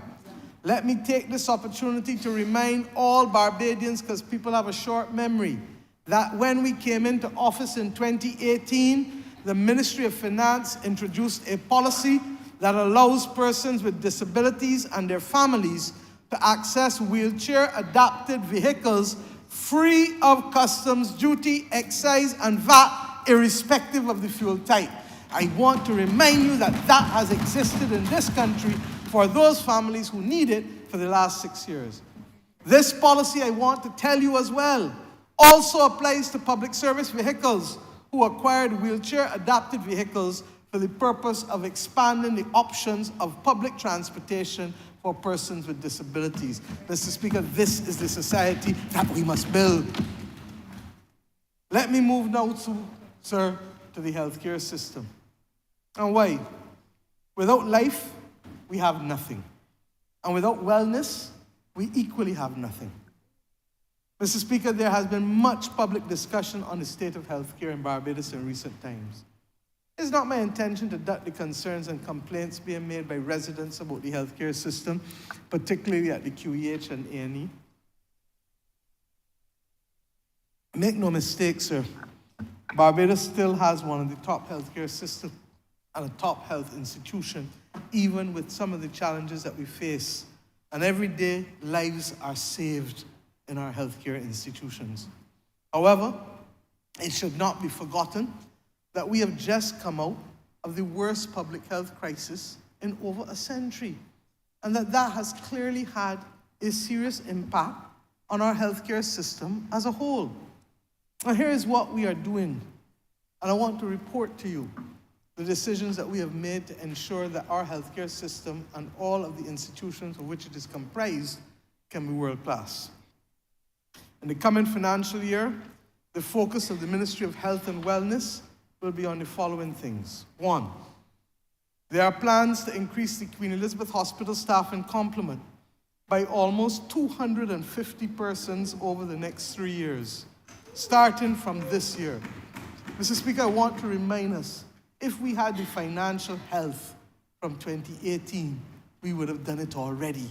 It is only because of what we have been able to do to stabilize this economy that we can now make this type of commitment to bring on 250 people over the next 3 years at the Queen Elizabeth Hospital.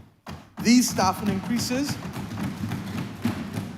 will bring operational efficiencies and will include recruiting 150 registered nurses, 20 nurse specialists or nurse practitioners, along with various consultants, registrars.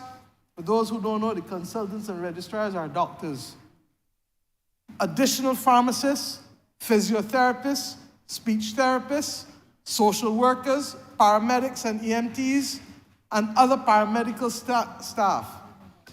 Mr. Speaker, once completed, at the end of the 3 years, we expect this to cost the Queen Elizabeth Hospital an additional $17 million a year. Some of these new hires will add to those already working in accident and emergency, allowing the wait time for services there to decrease and improving coverage during the 3 shifts in operation. I should say that some of the immediate staff, which will cost us $1.5 million, will also be starting at the A&E in this year.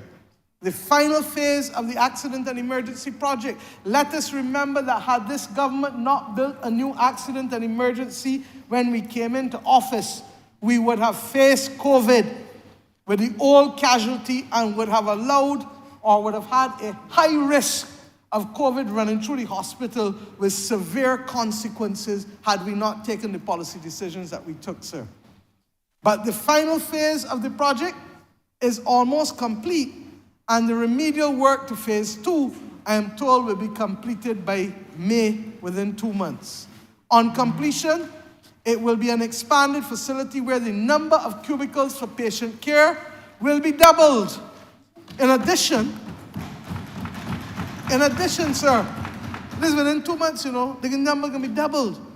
There will be a dedicated procedure room, a minor cases room, a larger trauma room, a cardiac care unit, an X-ray room, and a CT scan room.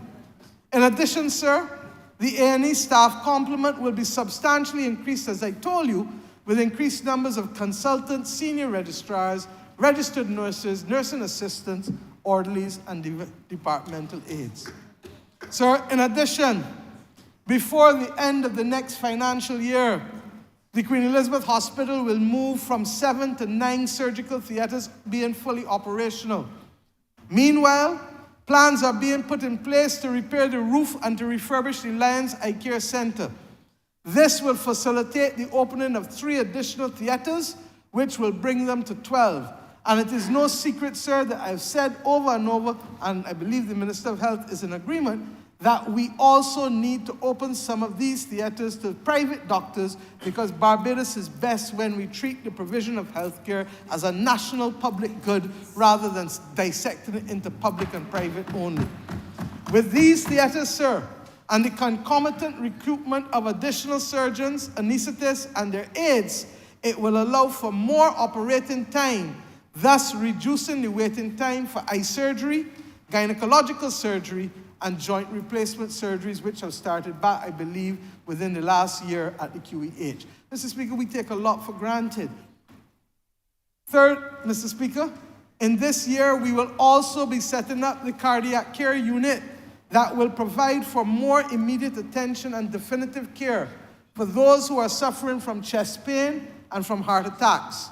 In fact, sir, this care will commence from the time the ambulance arrives at the Queen Elizabeth Hospital right up until the patient enters the unit. And we believe that this will increase the chances of people surviving significantly, because the rate has been, as we've said in this parliament before, there were simply too many people being negatively affected. In addition to this, Mr. Speaker, the Ministry of Finance is in deep discussions to finalize a loan for $130 million at appropriate rates of interest for the Queen Elizabeth Hospital to replace aging equipment and to acquire important diagnostic and therapeutic equipment which will be available at that institution for the very first time. Specifically, an MRI machine and a linear accelerator will be purchased, and I'm happy that we received, separate from what we are looking to borrow for the CapEx, we also received last month a donation of $4 million Barbados dollars towards the linear accelerator from a donor, one of the expatriates who visits this country and who felt that they wanted to make a contribution back to the country. The aforementioned capital expenditure loan will be repaid with the proceeds of the National Insurance Health Levy, so that we keep it off budget, sir, and it will help to expand and modernize the diagnostic and therapeutic capacity of that institution. And Mr. Speaker, I've been meeting with the Queen Elizabeth Hospital over the last 6 weeks regularly to ensure that the modernization that we want to see comes, including its conversion into a 24/7 facility fully. And I've asked that those discussions with the union start as early as April and finish within the shortest possible time, because we must deliver services 24/7. There were initial discussions that went into abeyance. We are now resuming them. Mr. Speaker, there is equally renewed focus on primary health care at our polyclinics as we continue to fight against NCDs. This will be done by paying greater attention to prevention, earlier detection and screening, and treatment of diseases with resultant better patient outcomes. Additionally, the Ministry of Health and Wellness will be shortly implementing screening protocols for colorectal cancer, while advancing work on screening protocols for breast cancers in women and prostate cancers in men. Mr. Speaker, I want to pause. And I want to ask Bajans to do the right thing and go for the checkups. If you catch these things early, you can survive and you can have a good life. Mr. Speaker, that is why the expansion of the colorectal screening is so important too, because we know we can reach a much larger population and then be able to see those who need to go forward for colonoscopies. There are just too many people that I can think of who I know died unnecessarily early because of an absence of paying attention to these things. Mr. Speaker, I said it last year with the diabetes too, and the machines. I keep forgetting the name of the machine. You all know which one I mean. That does the monitoring. But in addition, sir, the refurbishment or expansion of polyclinics will be pursued with vigor, including the construction of 2 new replacement polyclinics at Randall Phillips Polyclinic and at the Eunice Gibson Polyclinic in Warrens over the next 3 years, sir. Neither of those 2 facilities are in a position to service a modern Barbados and the communities that they currently service.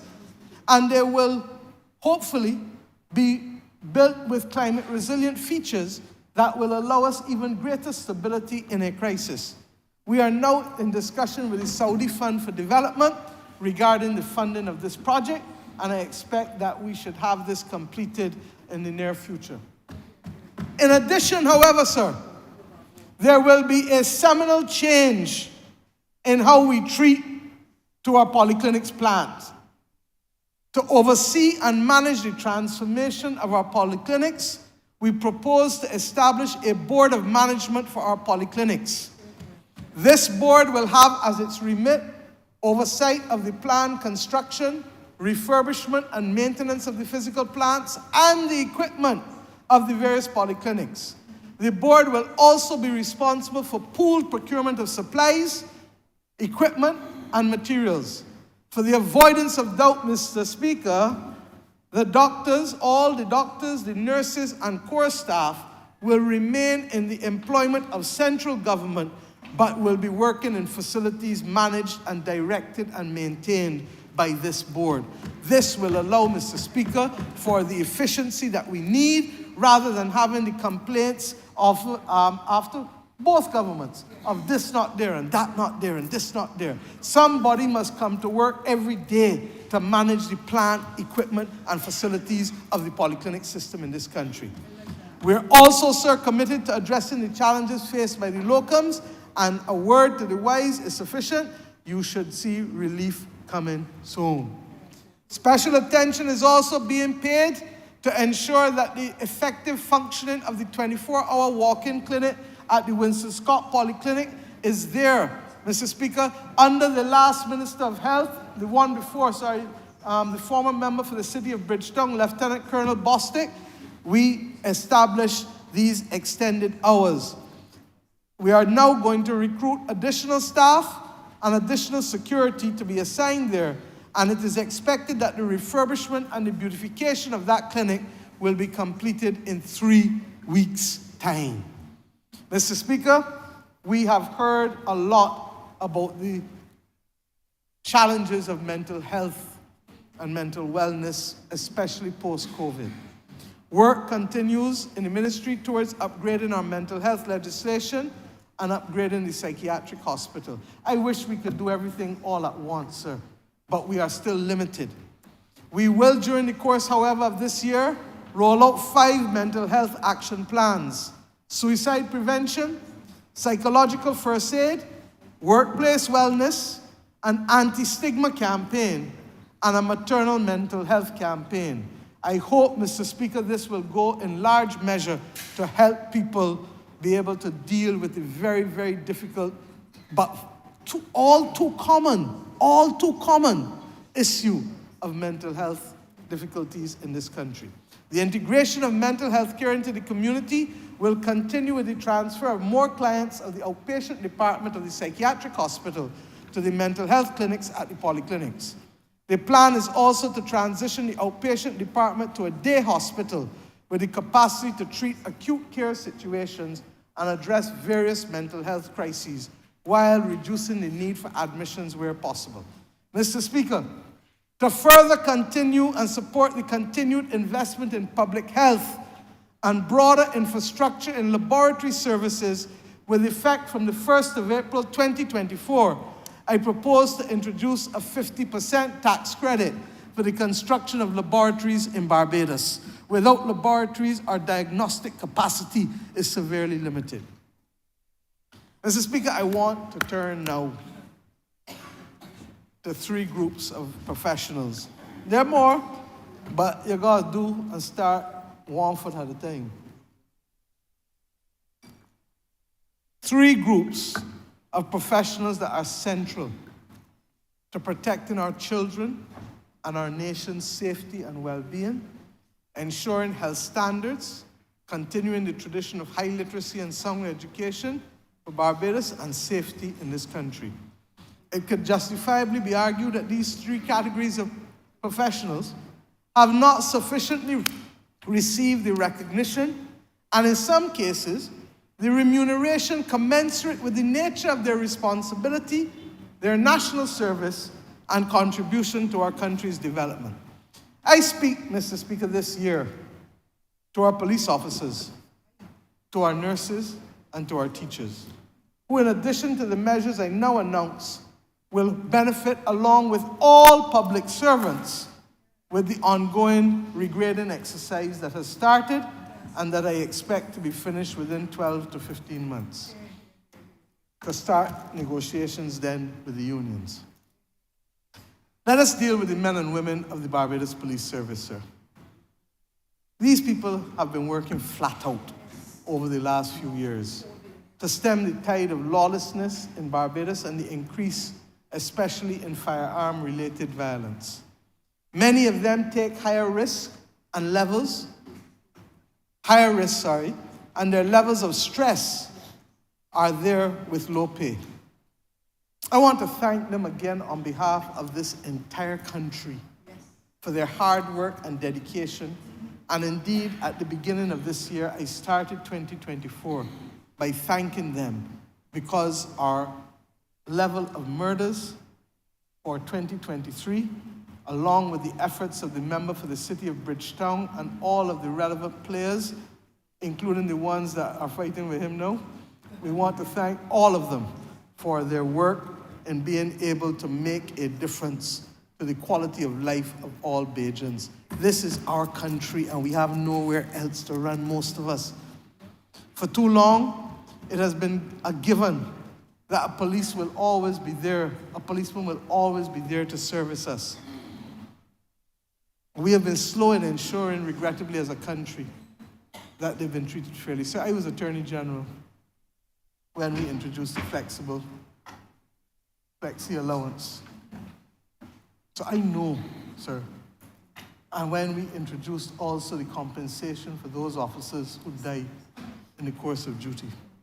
And that is why when the Attorney General spoke to me, and we spoke also to the President of the Police Association, it was clear in my mind that this could not remain unresolved. We cannot do everything at once, but we will start. Mr. Speaker, we believe that they make the ultimate sacrifice sometimes, and we have to recognize it. In our covenant of hope as a political party, we said, and subsequently as a government, that the first call on state resources is for law and order, citizen safety and security.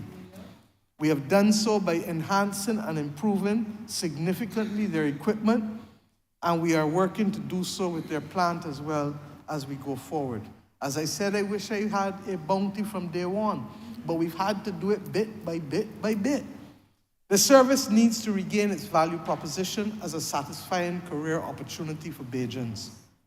We all remember a time when being a police officer was spoken of as something with pride. That person was so revered in the community that they were titans.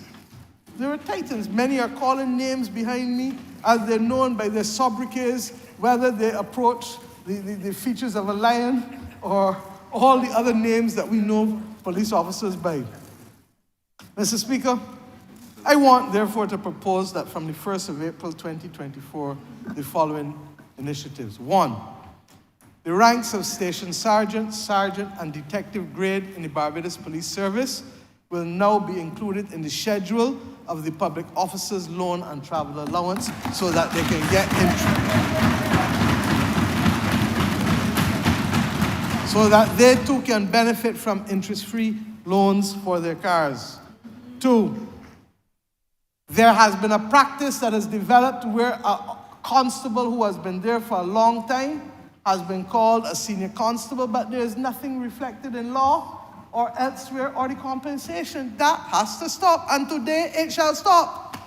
From today, there will be the establishment of a post called Senior Constable to assist with more opportunities for promotions within the ranks, because we have over 300 police officers who are constables with more than 20 years experience.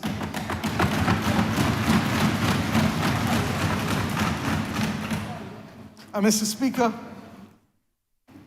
at the front line are those who do the criminal investigations. There are 164 detectives in the Barbados Police Service. We believe that they are not seen and not appropriately rewarded. Their allowances are less than even some in uniform. This must come to an end. And I therefore instructed at the Ministry of Public Service that there will be the establishment of a criminal investigation allowance to be paid to every detective, irrespective of rank, every month to reflect the serious nature of the work done within the police service. And this allowance must be negotiated as a matter of urgency within the next few months between the Barbados Police Association and the Ministry of Public Service. I hope, Mr. Speaker, we begin to redress some of these wrongs that should have been redressed long time ago. I go further though. We will also ensure that our officers work and train in the best environment possible. The Attorney General came to estimates this year and made a case for the conditions to be upgraded, and as a result, the government has agreed that it will purchase and refurbish the Geddes Grant building on White Park Road to house the displaced officers who were previously housed all over the place in Bridgetown. They must be in one place, equipped and appropriate to the conditions under which they must function, given the unsociable hours that many of them are required to work. Mr. Speaker, this project will usher into existence also a new model of project execution, because the government has taken a decision to establish a special purpose vehicle that will be vested with some of these underutilized properties and will be able in its own right to engage with the financial community to repurpose them. We have not had a house for Chief Justice of Barbados for almost 20 years. The property has been derelict, and every month the government is paying rent for Chief Justice. I have said it must come to an end, and the Chief Justice's property must be built, and I can't even say refurbished because it is completely derelict.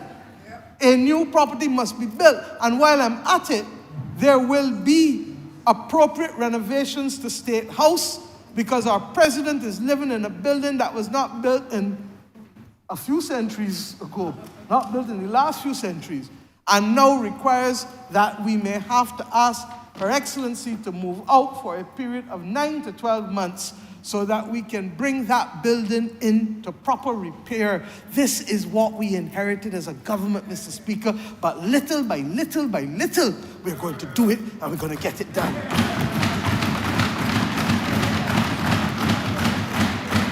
Mr. Speaker, sir, I announced a year ago that it is the government's commitment to make sure that the full establishment of the Barbados Police Service at 1,500 officers be fully utilized.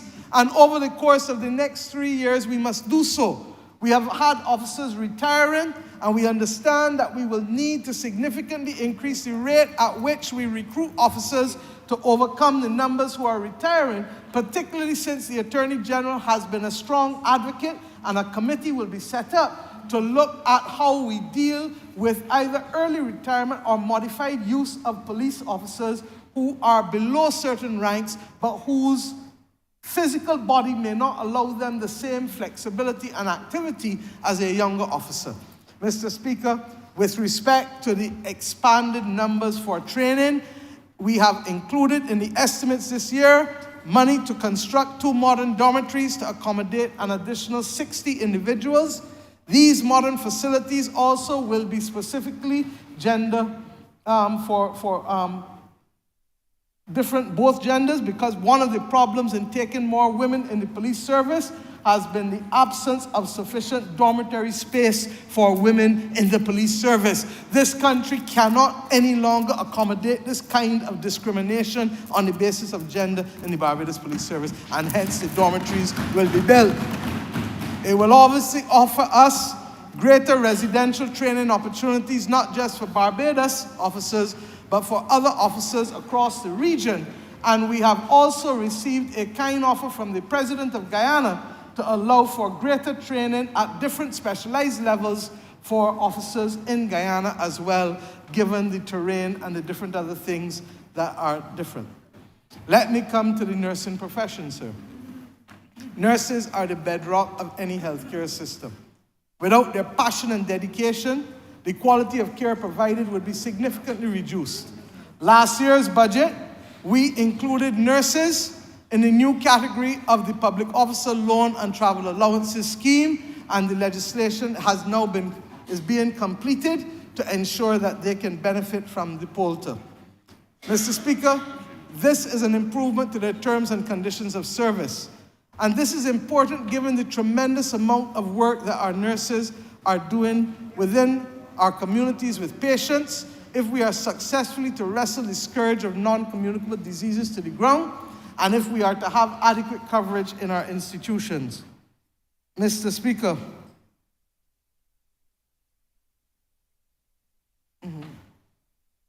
yeah, that's why I said that the AG has asked for a lower mandatory retirement age, but that will come with a committee that's being established. All right? We have to wait and get the report back from them. With respect to the nurses, we have been meeting with the Barbados Nurses Association and the Nursing Directorate of the Public Sector and the Queen Elizabeth Hospital. We have listened to you, and we have agreed to establish a national compact between the government and the Barbados Nurses Association to recruit and retain nurses. This compact will be a formal agreement outlining the roles, responsibilities, and commitments of both parties in addressing the issues and needs of the nursing profession in Barbados. We anticipate that the compact, through various incentives, financial, non-financial, professional, educational, personal development, will result in more nurses wanting to remain in the health sector at home and to continue to provide quality care for their families and their people. Like those in the teaching profession, however, as an act of good faith before the compact, we agree now today that members of the nursing profession will also benefit from an additional 6 weeks vacation after 15 years of continuous service in the year in which they reach that or any other year thereafter that they choose. So instead of that 1 year getting 6 weeks, they'll get 12 weeks in that year for that year, as happens with the teaching profession. Mr. Speaker, we've also heard you with respect to the uniform allowance and the fact that there have been complications in getting uniforms from some suppliers on the part of government, and therefore, after our discussions, we have agreed with you that we will give nurses a uniform allowance instead of having you wait unreasonable periods of time to be able to get your uniform. And the uniform can be the traditional ceremonial one or the scrubs that most people like to wear now. Mr. Speaker, there are obviously other matters still to discuss, and I'm sure that at the end of the discussions, we will announce additional terms and conditions that will redound to the benefit of nurses in this country as part of the National Compact. With respect to the teaching profession, sir, as you are aware, this Ministry of Education is now deep into national discussions on national educational transformation. This country needs it if we are to go to the next level. The earliest, sir, it is now clear to me that we will have to postpone for 1 year some of the more controversial aspects as we continue to discuss with the public, and that therefore the timeline for any future departure will be September 2026 and not September 2025. Having said that, sir, 80% of what we're doing in education is non-controversial, and therefore teacher training and retooling, new administrative arrangements for the teaching profession, curriculum reform, the fixing of schools, and the enhancement of plan will continue apace while we deal with the other critical issues of how we treat the transfer between primary and secondary school. As it relates to the administration of the teaching profession, the long-desired and waited-for Teaching Service Commission will be established in this year of our Lord for the teachers of Barbados. It will be supported by a secretariat and will be established by the Ministry of Public Service to ensure that we can be more responsive to the human resource needs of teachers in this country, and to ensure that teachers are better aligned in the roles that they have with the qualifications and training that they have. The Commission will take charge of matters related to the teaching profession to improve efficiency and effectiveness in recruitment and appointment, in disciplinary matters, in training and professional development, in awards and recognition, in licensing, and in other developmental matters, including coaching and internship to improve the quality of the teaching profession. This government already last year agreed that effective September 1st this year, 22 master teachers will be assigned across our schools to support teacher effectiveness and improve instructional equality. We said, Mr. Speaker, that teachers should not have to go into administration to get more money, and that there are some who are excellent teachers and should be allowed to be master teachers in this country. Mr. Speaker, too many people have been talking about these things for years. This government made the promise. This government delivers on the promise. In addition, sir, government will continue to augment support for special needs education in Barbados, using an inclusive education approach. Increased financial resources have been allocated to ramp up diagnostic testing and screening of 1,000 children per year, expert intervention, capacity building through teacher training, assistive technologies.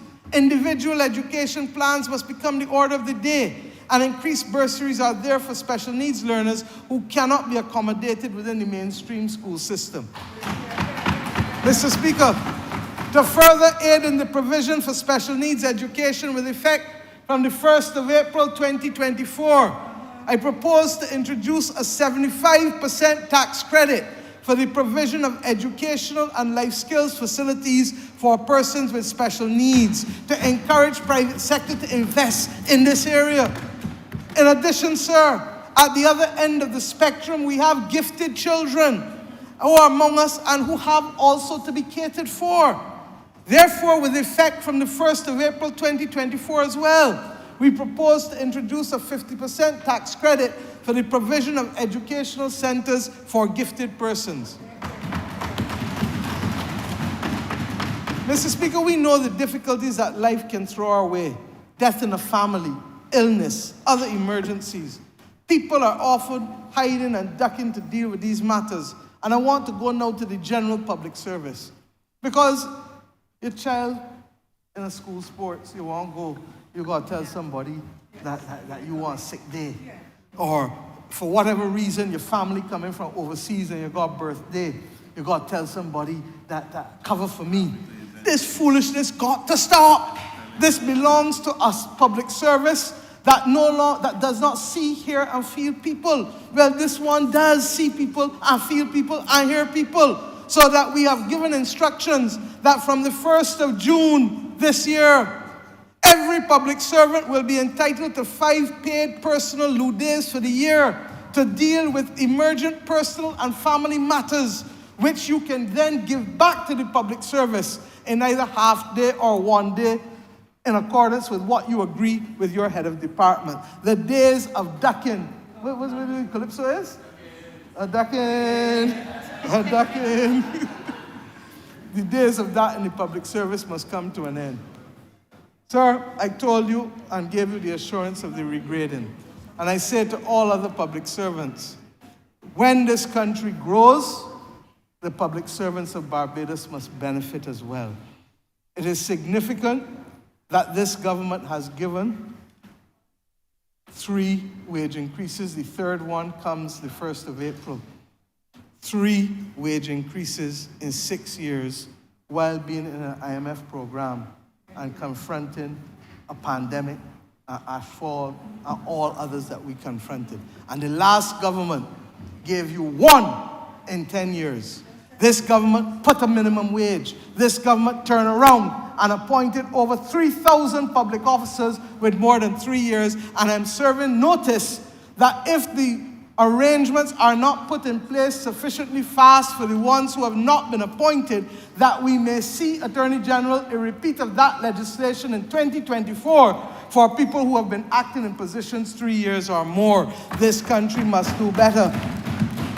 I want to come to the area of sports because we don't talk about sports sufficiently. And the one thing the pandemic did was to remind us of how much we miss sports. Last year, we put certain initiatives in place to help the Sports Council deal with some of the clubs. But I want to go further today now. And Mr. Speaker, for this, we are now focusing on a number of things.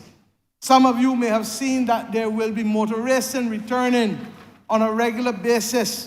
And indeed, sir, it is because the government of Barbados, through the National Sports Council, has entered a partnership with the Barbados Motoring Federation and Bushy Park to provide $180,000 a year to make available days, a significant number of days, almost every weekend, to all of the motoring clubs and motorcycle clubs in this country in order to have Barbados as a major bustling hub for motoring events in this country and to allow us to attract people here from the region for various rallies.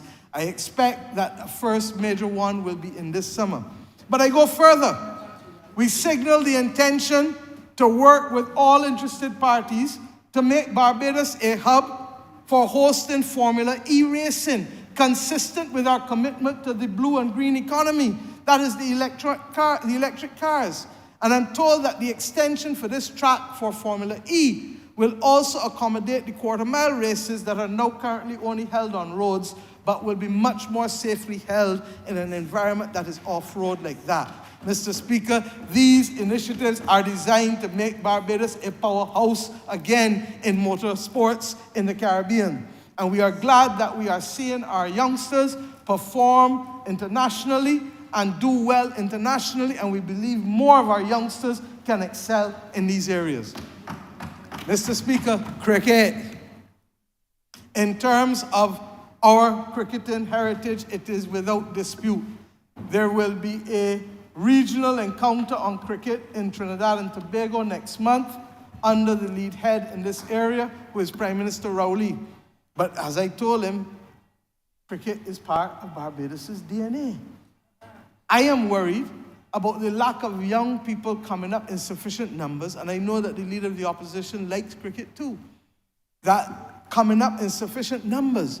And a lot of our young people have been, their attention has been diverted to other things, basketball, football, all of those things, which is great.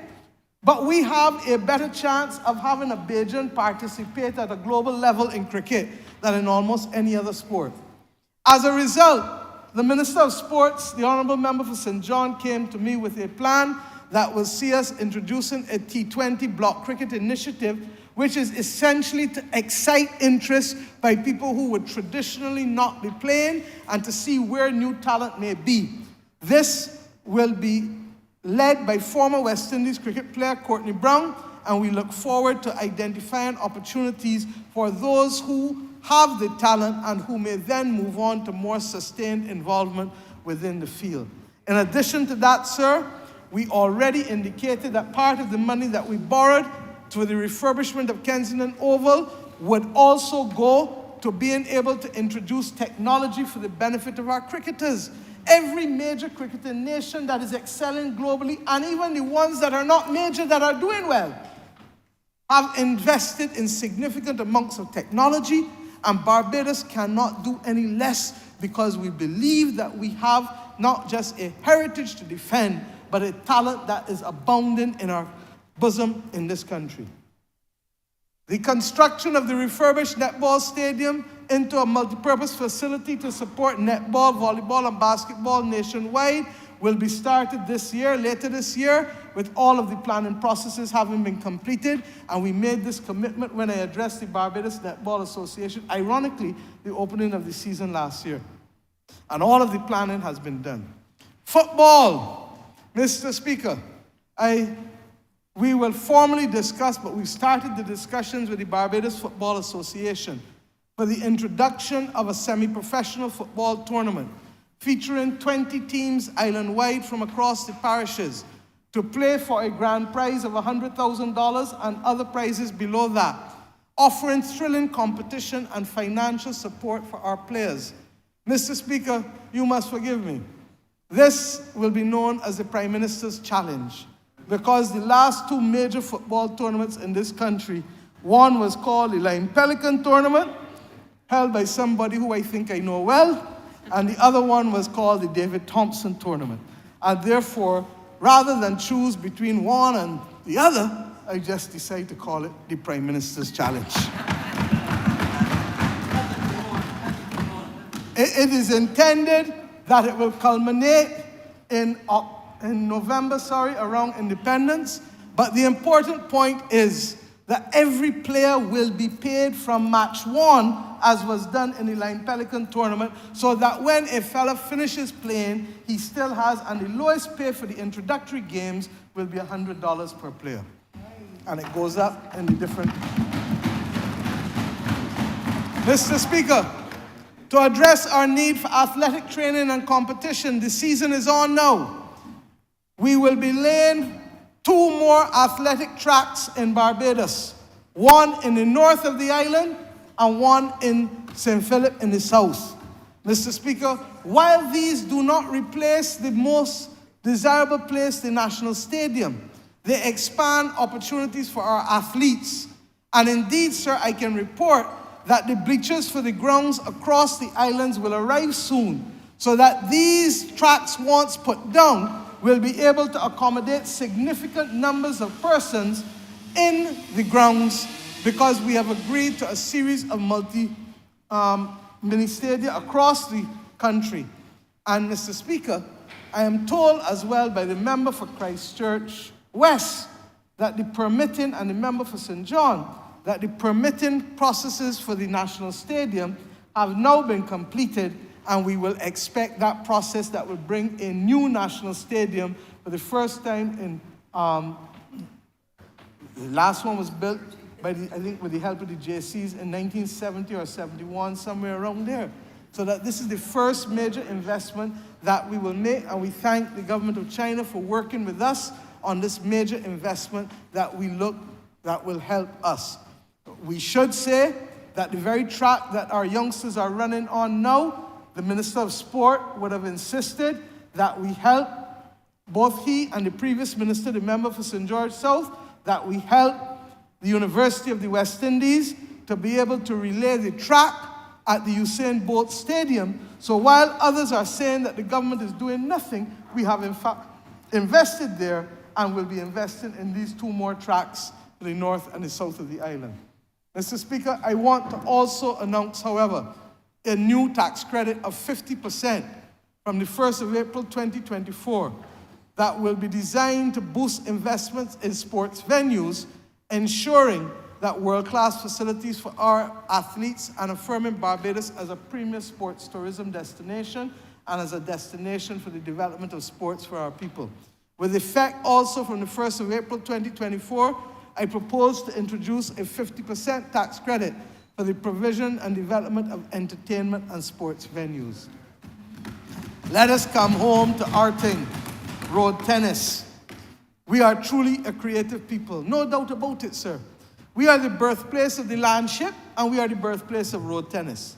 It gladdens our hearts and makes us proud in recent times when we see road tennis that fellas in the communities just used to make little sport with, now getting global acclaim, interest and players. Japan, China, United Kingdom, United States, Rwanda, other Caribbean and European countries, all playing road tennis or viewing it on international sports channels. Only today, another one was sent to me with people in Canada playing road tennis, with young people learning to play. The truth is that there's also a man by the name of Dale Clark that has almost single-handedly been a champion and international promoter of road tennis, and I want to thank him and congratulate him for helping us in the development of this sport. In all fairness, sir, I have to go beyond words, because somebody who is doing this kind of work and promote an indigenous sport at an international level deserves the support of the government. Enough said on that for now. I will, however, say that this government will now, with the help and leadership of the Minister of Sports, provide facilities and funding to establish coaching certification and licensing standards for coaches, so that people can come to Barbados for training and get a global certification that should be internationally recognized. This will have 3 impacts: to standardize the sport, to create opportunities for foreign exchange earning by running coach training classes, and further establish Barbados as the heart of road tennis and developments related to it. Let me come to the issue of housing, sir.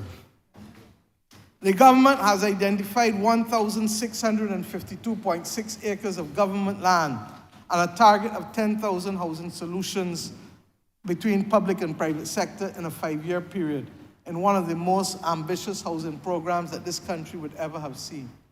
Our ambition exceeded national capacity, and we have had some challenges. And I said so in October and in January, that there were challenges that we were beginning to address, and I would address the country about it.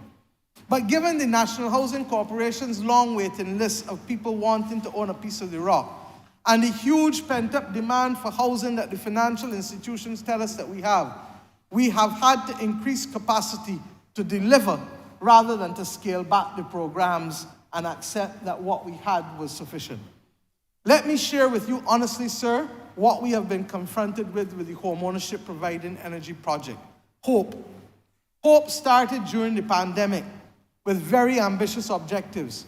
However, with the disruption of the global supply chain, it became clear that we needed an industrial process in order to effectively deliver climate-resilient homes for low-income Bajans and for lower middle income. After the passage of Hurricane Elsa, Cabinet took a decision, along with the National Housing Corporation, to engage with an East-West company out of China to help with the rebuilding process. The initial plan, when we took the decision, was for Chinese labor to do the work. However, as fate would have it, the personnel with the expertise could not get transit visas to get to Barbados. We tried to get them out of China, couldn't get the visas. We then tried to get them out of the Gulf states, couldn't get the visas. And in fact, I should tell you, the same thing happened to us with the nurses out of Ghana, but we were able, with the nurses out of Ghana, because of the numbers, to be able to work to charter a plane to bring them here. And ironically, some of them who came, who could not get visas from the British, were now being poached by the British to go and work as nurses in the UK. Such is life. Such is life. But Mr. Speaker, what it meant is that there was a longer learning curve for Bajans going in to this time of construction. And as a result, sir, we had to use labor from Barbados, teach them, get them accustomed. And what we did was to recognize that that obviously would have been more expensive than the labor coming in, who knew it, who would be more efficient in its application initially, and who clearly were working for not as expensive rates as Bajans. Mr. Speaker, I asked, and an independent, reputable quantity surveying firm called BCQS conducted an assessment on behalf for the government, and the Senior Minister for Infrastructure ensured that this was done. And this independent assessment demonstrates that whilst the costs were over the original budget, they were in line with market expectations in Barbados compared to the resources that would have been used out of China. In October last year, and again in January this year, so I told you we had some difficulties. And that is why I'm addressing them frontally now for the country. The truth is, Mr. Speaker, we have also had problems, as I said, with HOPE. And therefore, the structure and the systems in there were not sufficient. And we are now in the process, we believe, of completing those systems and the employment of persons necessary so that we can roll out an industrial scale in terms of procurement, in terms of surveying, in terms of construction, in terms of every aspect of getting a house up and running. Because this is not as simple as building 5 or 10 houses when you are looking to build the kinds of numbers that we want to build. Mr. Speaker, it includes also the execution of mortgage transactions. I am sorry to say that there is a particular financial institution that was sitting down on mortgages for how long, Minister? For almost 6 months. With over 100 and something of them sitting down there waiting for that. I believe, sir, that we are in a better position to start to ramp up now. And the truth is, why do we need to do it? These houses are for our people. The HOPE houses in particular, we've agreed that 2/3 of them should go to public servants, the same teachers, nurses, and policemen, other public servants, because customs officers, immigration officers, all of them. Once you are earning $5,500 or less, outside of allowances, you should be able to benefit from a HOPE house. There are also a number of private sector providers who are equally promising to ramp up significantly. Mr. Speaker, In the last 2 years, 1,119 houses were built and delivered to homeowners. At the very minimum, sir. What we did in 2 years, we must now be doing in 1 year. And therefore, it is not beyond our reach, but we need to be able to make it happen. As I said, am I happy with the performance? No. But do I believe that we are on a path that will allow us to get there? Yes. And Mr. Speaker, we believe that that joint venture program with the private sector as well, that is being embarked on by the Ministry of National Housing, will also open another 2,561 housing solutions separate from the Hope matters and the matters being dealt with the traditional private sector on their own lands. Those 2,561 housing solutions will be predominantly in St.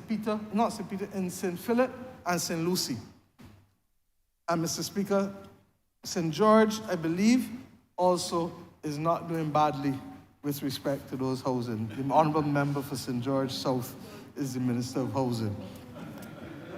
Mr. Speaker, in addition, we will have to go back to some multi-story buildings, and I haven't put it in here, but I'm satisfied that we cannot, Barbados is land scarce, and we cannot do this only on the basis of single dwellings. I like single dwellings, but the truth is we can't do it only on that, and therefore we will have to be able to go back to some of them.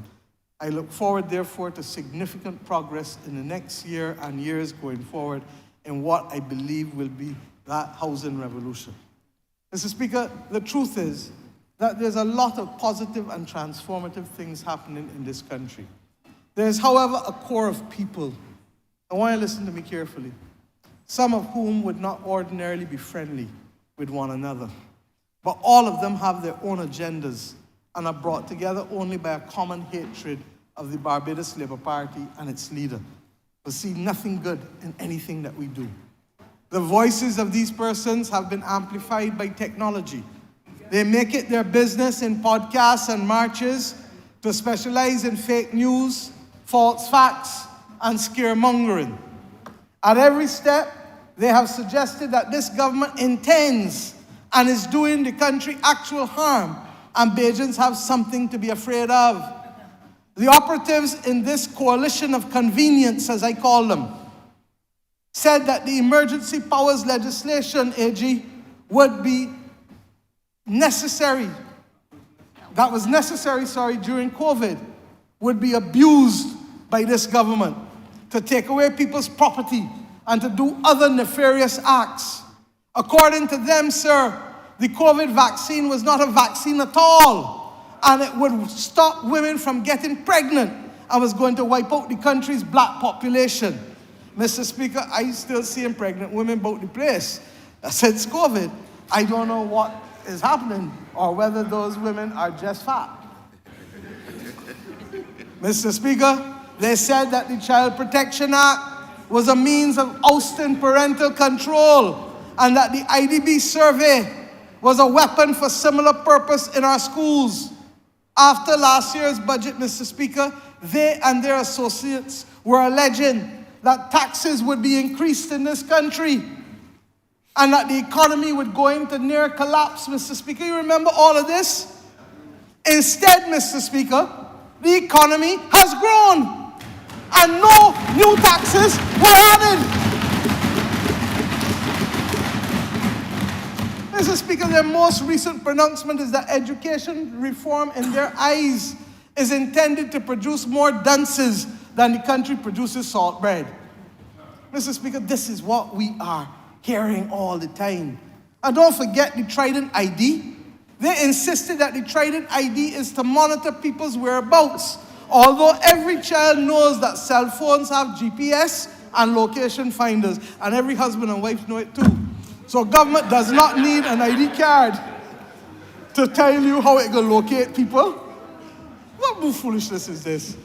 And instead of saying that the National Insurance Scheme, after the damage done by the Dems, they were insistent that we mashing up the National Insurance Scheme. When far from that, we restructure it, we put money back into it, and we have it healthy and now playing a role to be able to help all Bajans going forward. Mr. Speaker, sir, they allege that Barbados is part of some global conspiracy and that there is religious suppression and governmental dictatorship. Oh dear, Mr. Speaker. Their latest thing is that the cybercrimes bill is intended to silence dissenting voices. Yet they hold their online programs. No fear, no interference. They speak, no fear, no interference. They march without interference. Every other Saturday, you see them all through, from Fontebelle, right through Broad Street, turn on the bridge, come right back around, no interference. Mr. Speaker, they are freely spewing their conspiracy theories and their untruths.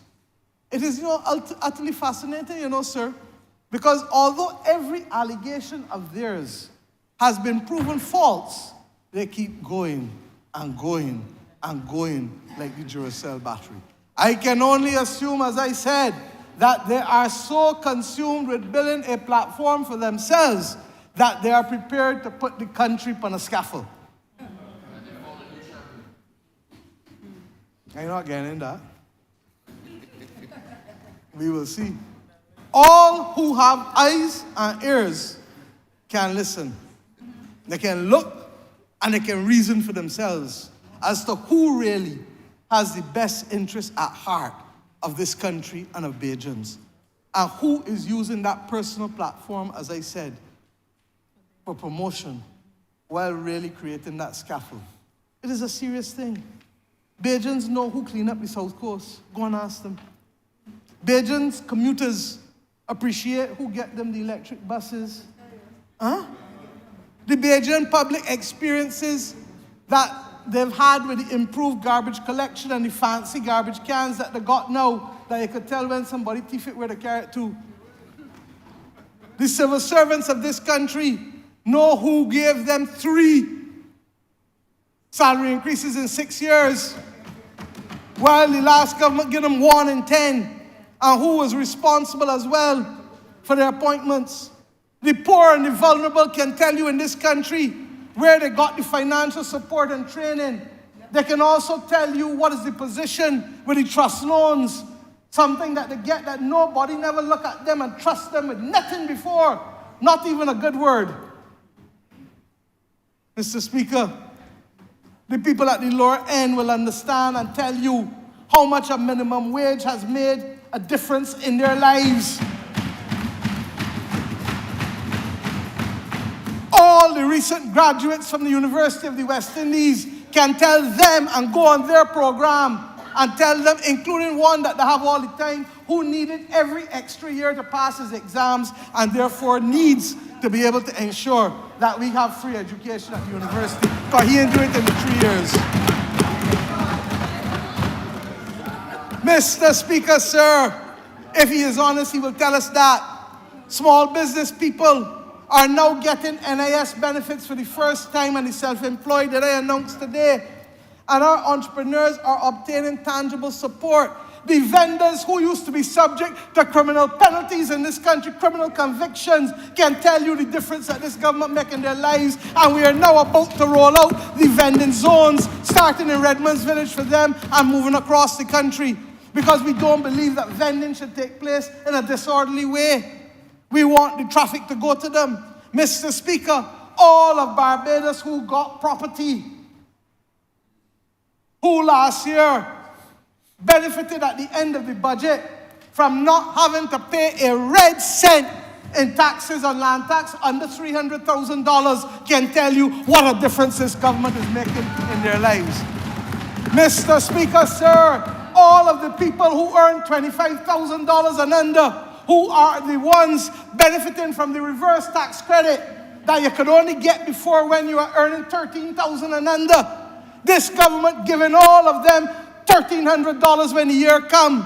Mr. Speaker, the ones earning between $25,000 and $35,000 that have not paid a cent in income tax, because when they pay it, they get it back at the end of the year for the last 4 years. Mr. Speaker, and every other income taxpayer in this country, That is what this government is doing for you, sir, at all levels. Mr. Speaker, sir, all who benefit from the cost of living shielding, Mr. Speaker, sir, all who benefit, I can go on, but I ain't gonna spend all night in here. Suffice it to say that the list is so long that we will be in here for another few hours. No, Mr. Speaker, no. They remind me of people who want to see something beautiful and want to insist that this is a desert and a wasteland. And because they say it and repeat it enough, they're like Trump, over and over and over and over, that some people will eventually say, oh yeah, that looked like a wasteland in truth. Don't mind that the pocket's getting full, and don't mind that they're benefiting in every possible way. Mr. Speaker, suffice it to say that the public will judge some people's foolish talk against this government's promises made. But promises have been kept by this government for the most part. We have not been perfect. The cabinet will tell you, and the members of parliament will tell you, that very often I can sometimes be very difficult, and they know it. Not because I want to be, but because I believe that we have an obligation to the people of this country. And there are some people who will not be happy about everything, but if you start to find out the full story, there's usually more in the mortar than the pestle. Enough of that for now. Sir, we are committed to the successful delivery of all that we do, from our climate investment plan and our broad policies and capital projects. We recognize that there is investment in the sustainable areas of this country, and that we can do for the future of this nation many things. One of our targets is to ensure that all that we do are aligned with our resilience targets. Mr. Speaker, as a result of our commitment to see delivery in all of these things that we've talked about, I'm asking, sir, that a task force be set up within government to track processes and progress and to remove bottlenecks across the system. We will work with the New Growth Council to help in that area. These measures will be implemented to ensure that we improve implementation across the public service. And I've already appointed senior ministers who, along with the Deputy Prime Minister and the Directors General, are charged with being able to see that we remain focused on the delivery, on the oversight and the accountability. And when things go wrong, we're going to tell you when they go wrong, like how I'm not happy with what happened with the housing. When things go right, I'm going to tell you when they go right too. Because this is not an exam. This is life. This is real life, where people live and people die and people rise and people fall. And we have to deal with the circumstances as we find it, where people stay and people leave. All kinds of things happen. This is an ambitious agenda, sir. By any stretch of the imagination, even in the best of times, far less in the challenging times that we have. But I want to remind you, sir, that Barbados now is a buzz. And don't let nobody fool you. Barbados is a buzz with activity, confidence, and positive economic indicators. The government's agenda for transformation that moved this country was mission critical. We went through mission stabilization. We're going to mission transformation, as I told you. And look at what we've achieved as a government. Very quietly, you know. This government undertook pension reform and reform of the NISS, which is now the NISSS. Very quietly.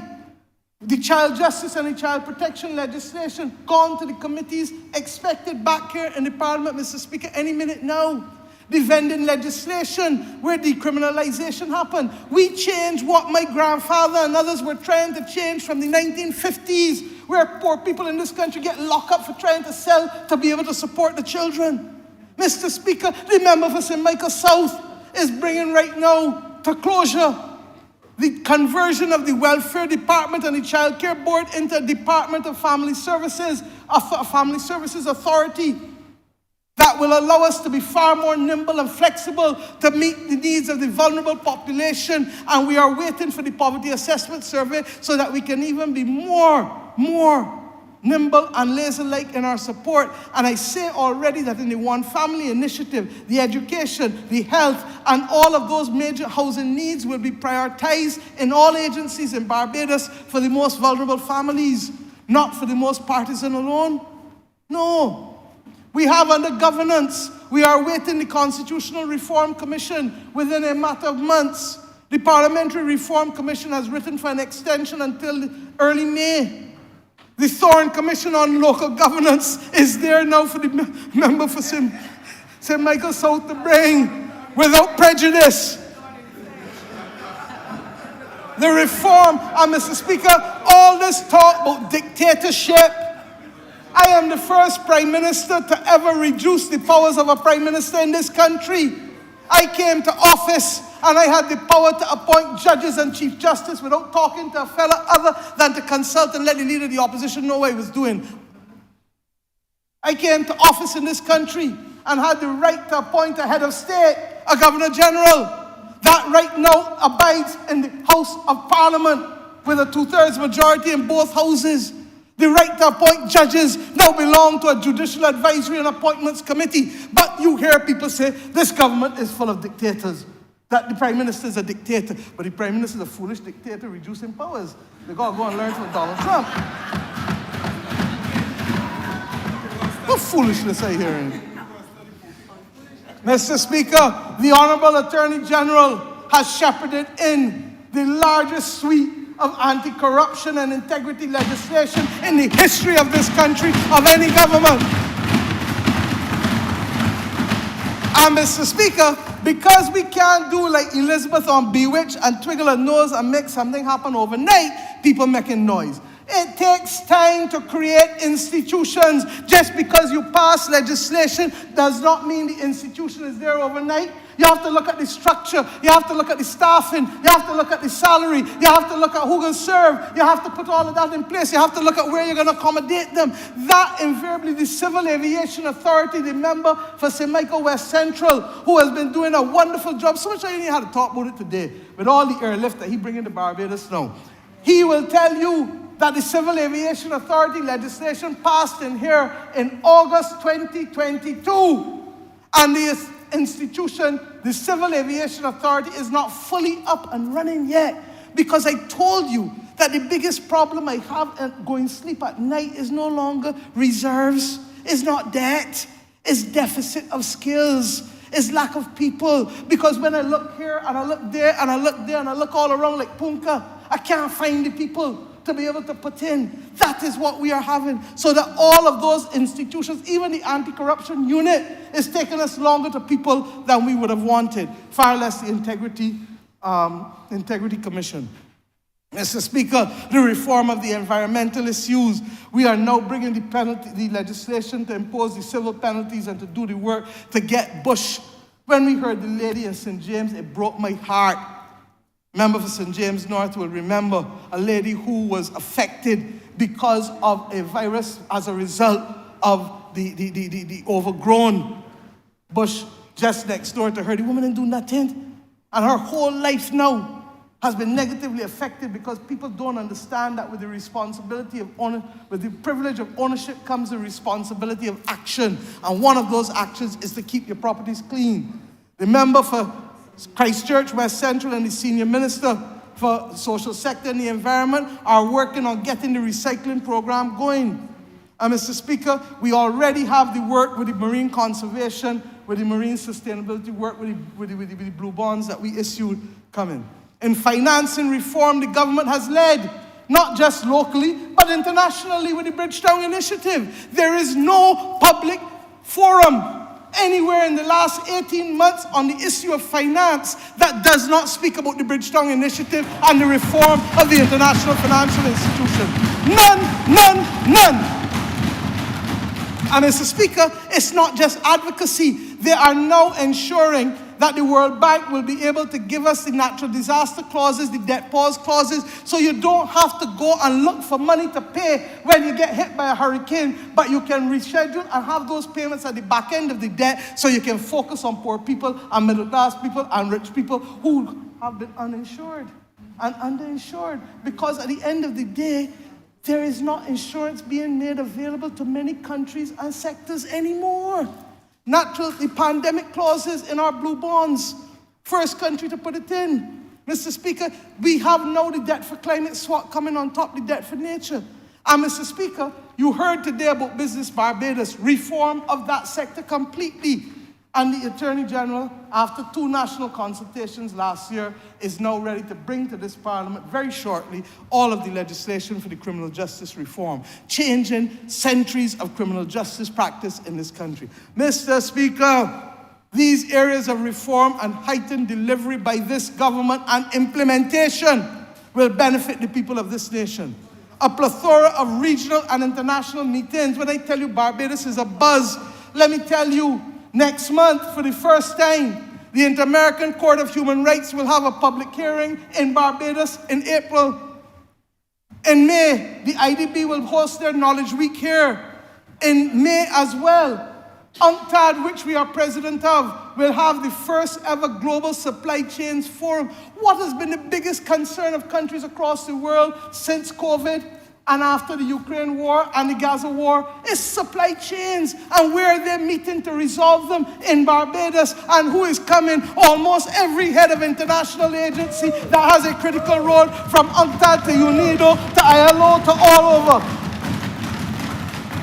Mr. Speaker, we will also be reconnecting with our roots in Liberia. Many people do not know that the first Bajan to be a president in this world was not in Bridgetown, was not in Barbados. It was in Liberia.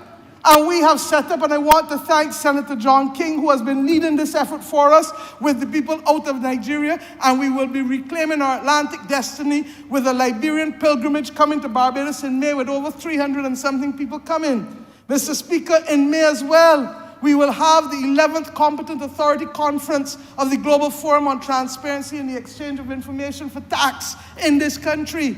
Mr. Speaker, we will also have later this year the IMF Caribbean Conference. We will also have the Regional Security System Carib Asset Sharing Forum in July. Sustainable Energy for All Global Conference. Mr. Speaker, I could go on and on.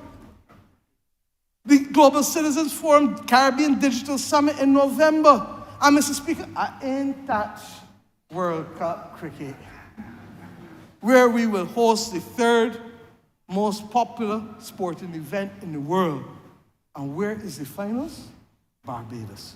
Where is the media center? Barbados. Where are the English, the Australians, the Scottish, and all of them hosted? Barbados. And before you get to them, we now have the World Bodybuilding Federation event under the distinguished leadership of Mr. Roger Boyce, who has been hosting these amateur competitions every year in this country for the bodybuilders. People forget that Barbados was a global leader in bodybuilding with Darcy Boyce and all the other people. And Mr. Speaker, you could imagine coming out of this year, and from January 1st, we will chair CARICOM again, and next year, August, we will have CARIFESTA. And next year, for the entire year, sir, we will be gathering. But Mr. Speaker, I say to you that what does all of this mean? Supermarkets full, restaurants full, places of entertainment full, rum shops and cook shops full, business places full, hair and nail salons full, barber shops full, shows and fetes full, sporting events full, airplanes and airlift full, cruises full.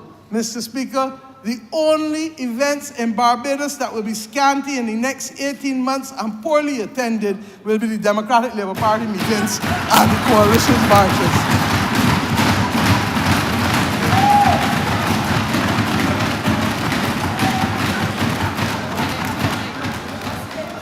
And Mr. Speaker, the problem that you're going to have, like yesterday, you don't know whether to go left or to go right. You don't know which R to go with, R-A or R-O. You don't know how la la la la, ra ro ra ro ro ra ro ra. You don't know where to go.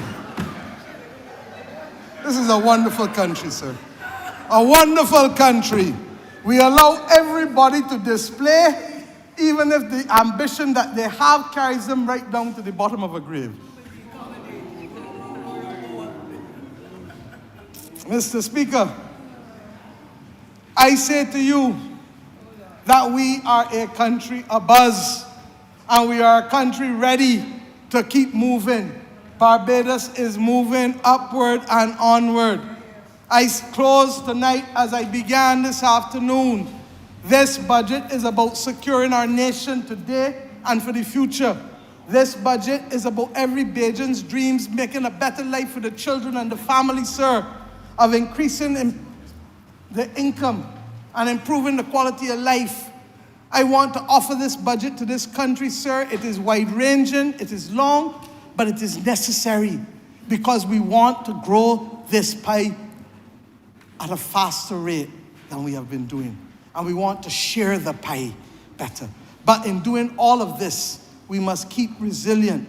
And whether it is the people living in Salmon, St. Lucie, or the people in St. Catharines and St. Philip, or the people in Belle Plaine and St. Andrew, or Baywoods and St. James, or in Haynesville or Bush Hall, home by me, or the Pine or the Orleans, or Watton or Gall Hill, I say to every community in Barbados, to every worker, whether private or public sector, this is our country, and we need you to step up to the plate and to dig deeper and to do more.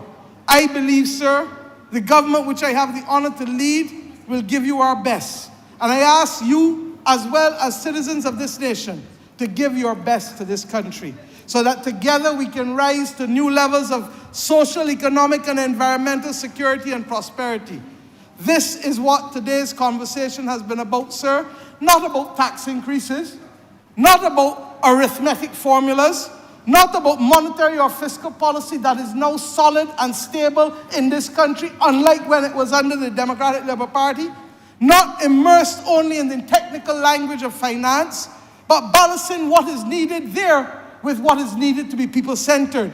Mr. Speaker, it is about talking to you as a Bajan in everyday language, and about empowering and creating sustained well-being for every Bajan, every family, and harnessing the sense of confidence and hope and a willingness to work harder to achieve our goals. That is the Bajan way. That is who we are. It is about the confidence that today can be brighter for all of us than what yesterday was, and that we must work together, however, to make it even brighter tomorrow for all of our children. Mr. Speaker, I can only use the language of my good friend and that social griot. I wish I could perform like him. But when he holds up and he tells you blue, yellow, and black, put it up. Mr. Speaker, we simply say to Barbados, this is our country. We love you. We are proud of you. And in spite of all of the challenges, we know that we can summon from within ourselves to work together and chart a new path for our children, for our elders, for all of our people. May God bless this country, sir. May the hand of God guide, and may Almighty God prosper Barbados and prosper all Barbadians. I am obliged to you, Mrs. Speaker.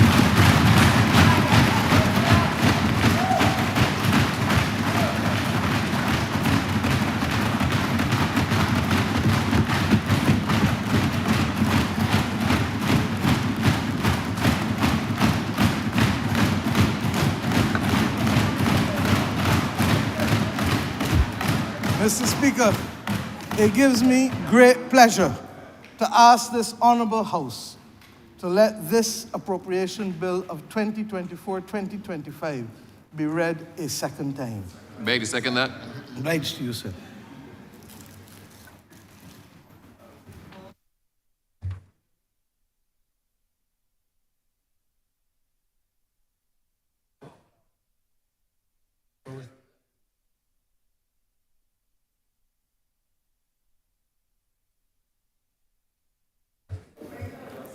Recommittal of announcements.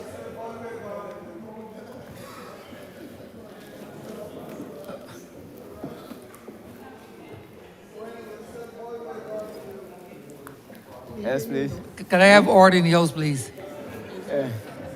Recommittal of announcements, sir. I'm in receipt of a letter from the Honorable Santia Bradshaw, Leader of Government Business, addressed to the Speaker. Your Honor, read television broadcast of the 2024 financial statement and budgetary proposal. The government desires to have the above caption broadcast on television on Monday, 18th March, 2024 at 3 p.m. I hereby seek your permission for the Caribbean Broadcasting Corporation to enter the House of Assembly and to do all the necessary acts in order to facilitate the live broadcast of the budgetary address. Yours faithfully, Honorable Sandra Patrick. This was already given. Yeah, and it will be for the duration of the budgetary and the follow. Honorable Leader of the Opposition, you have 4 hours and 22 minutes television time tomorrow.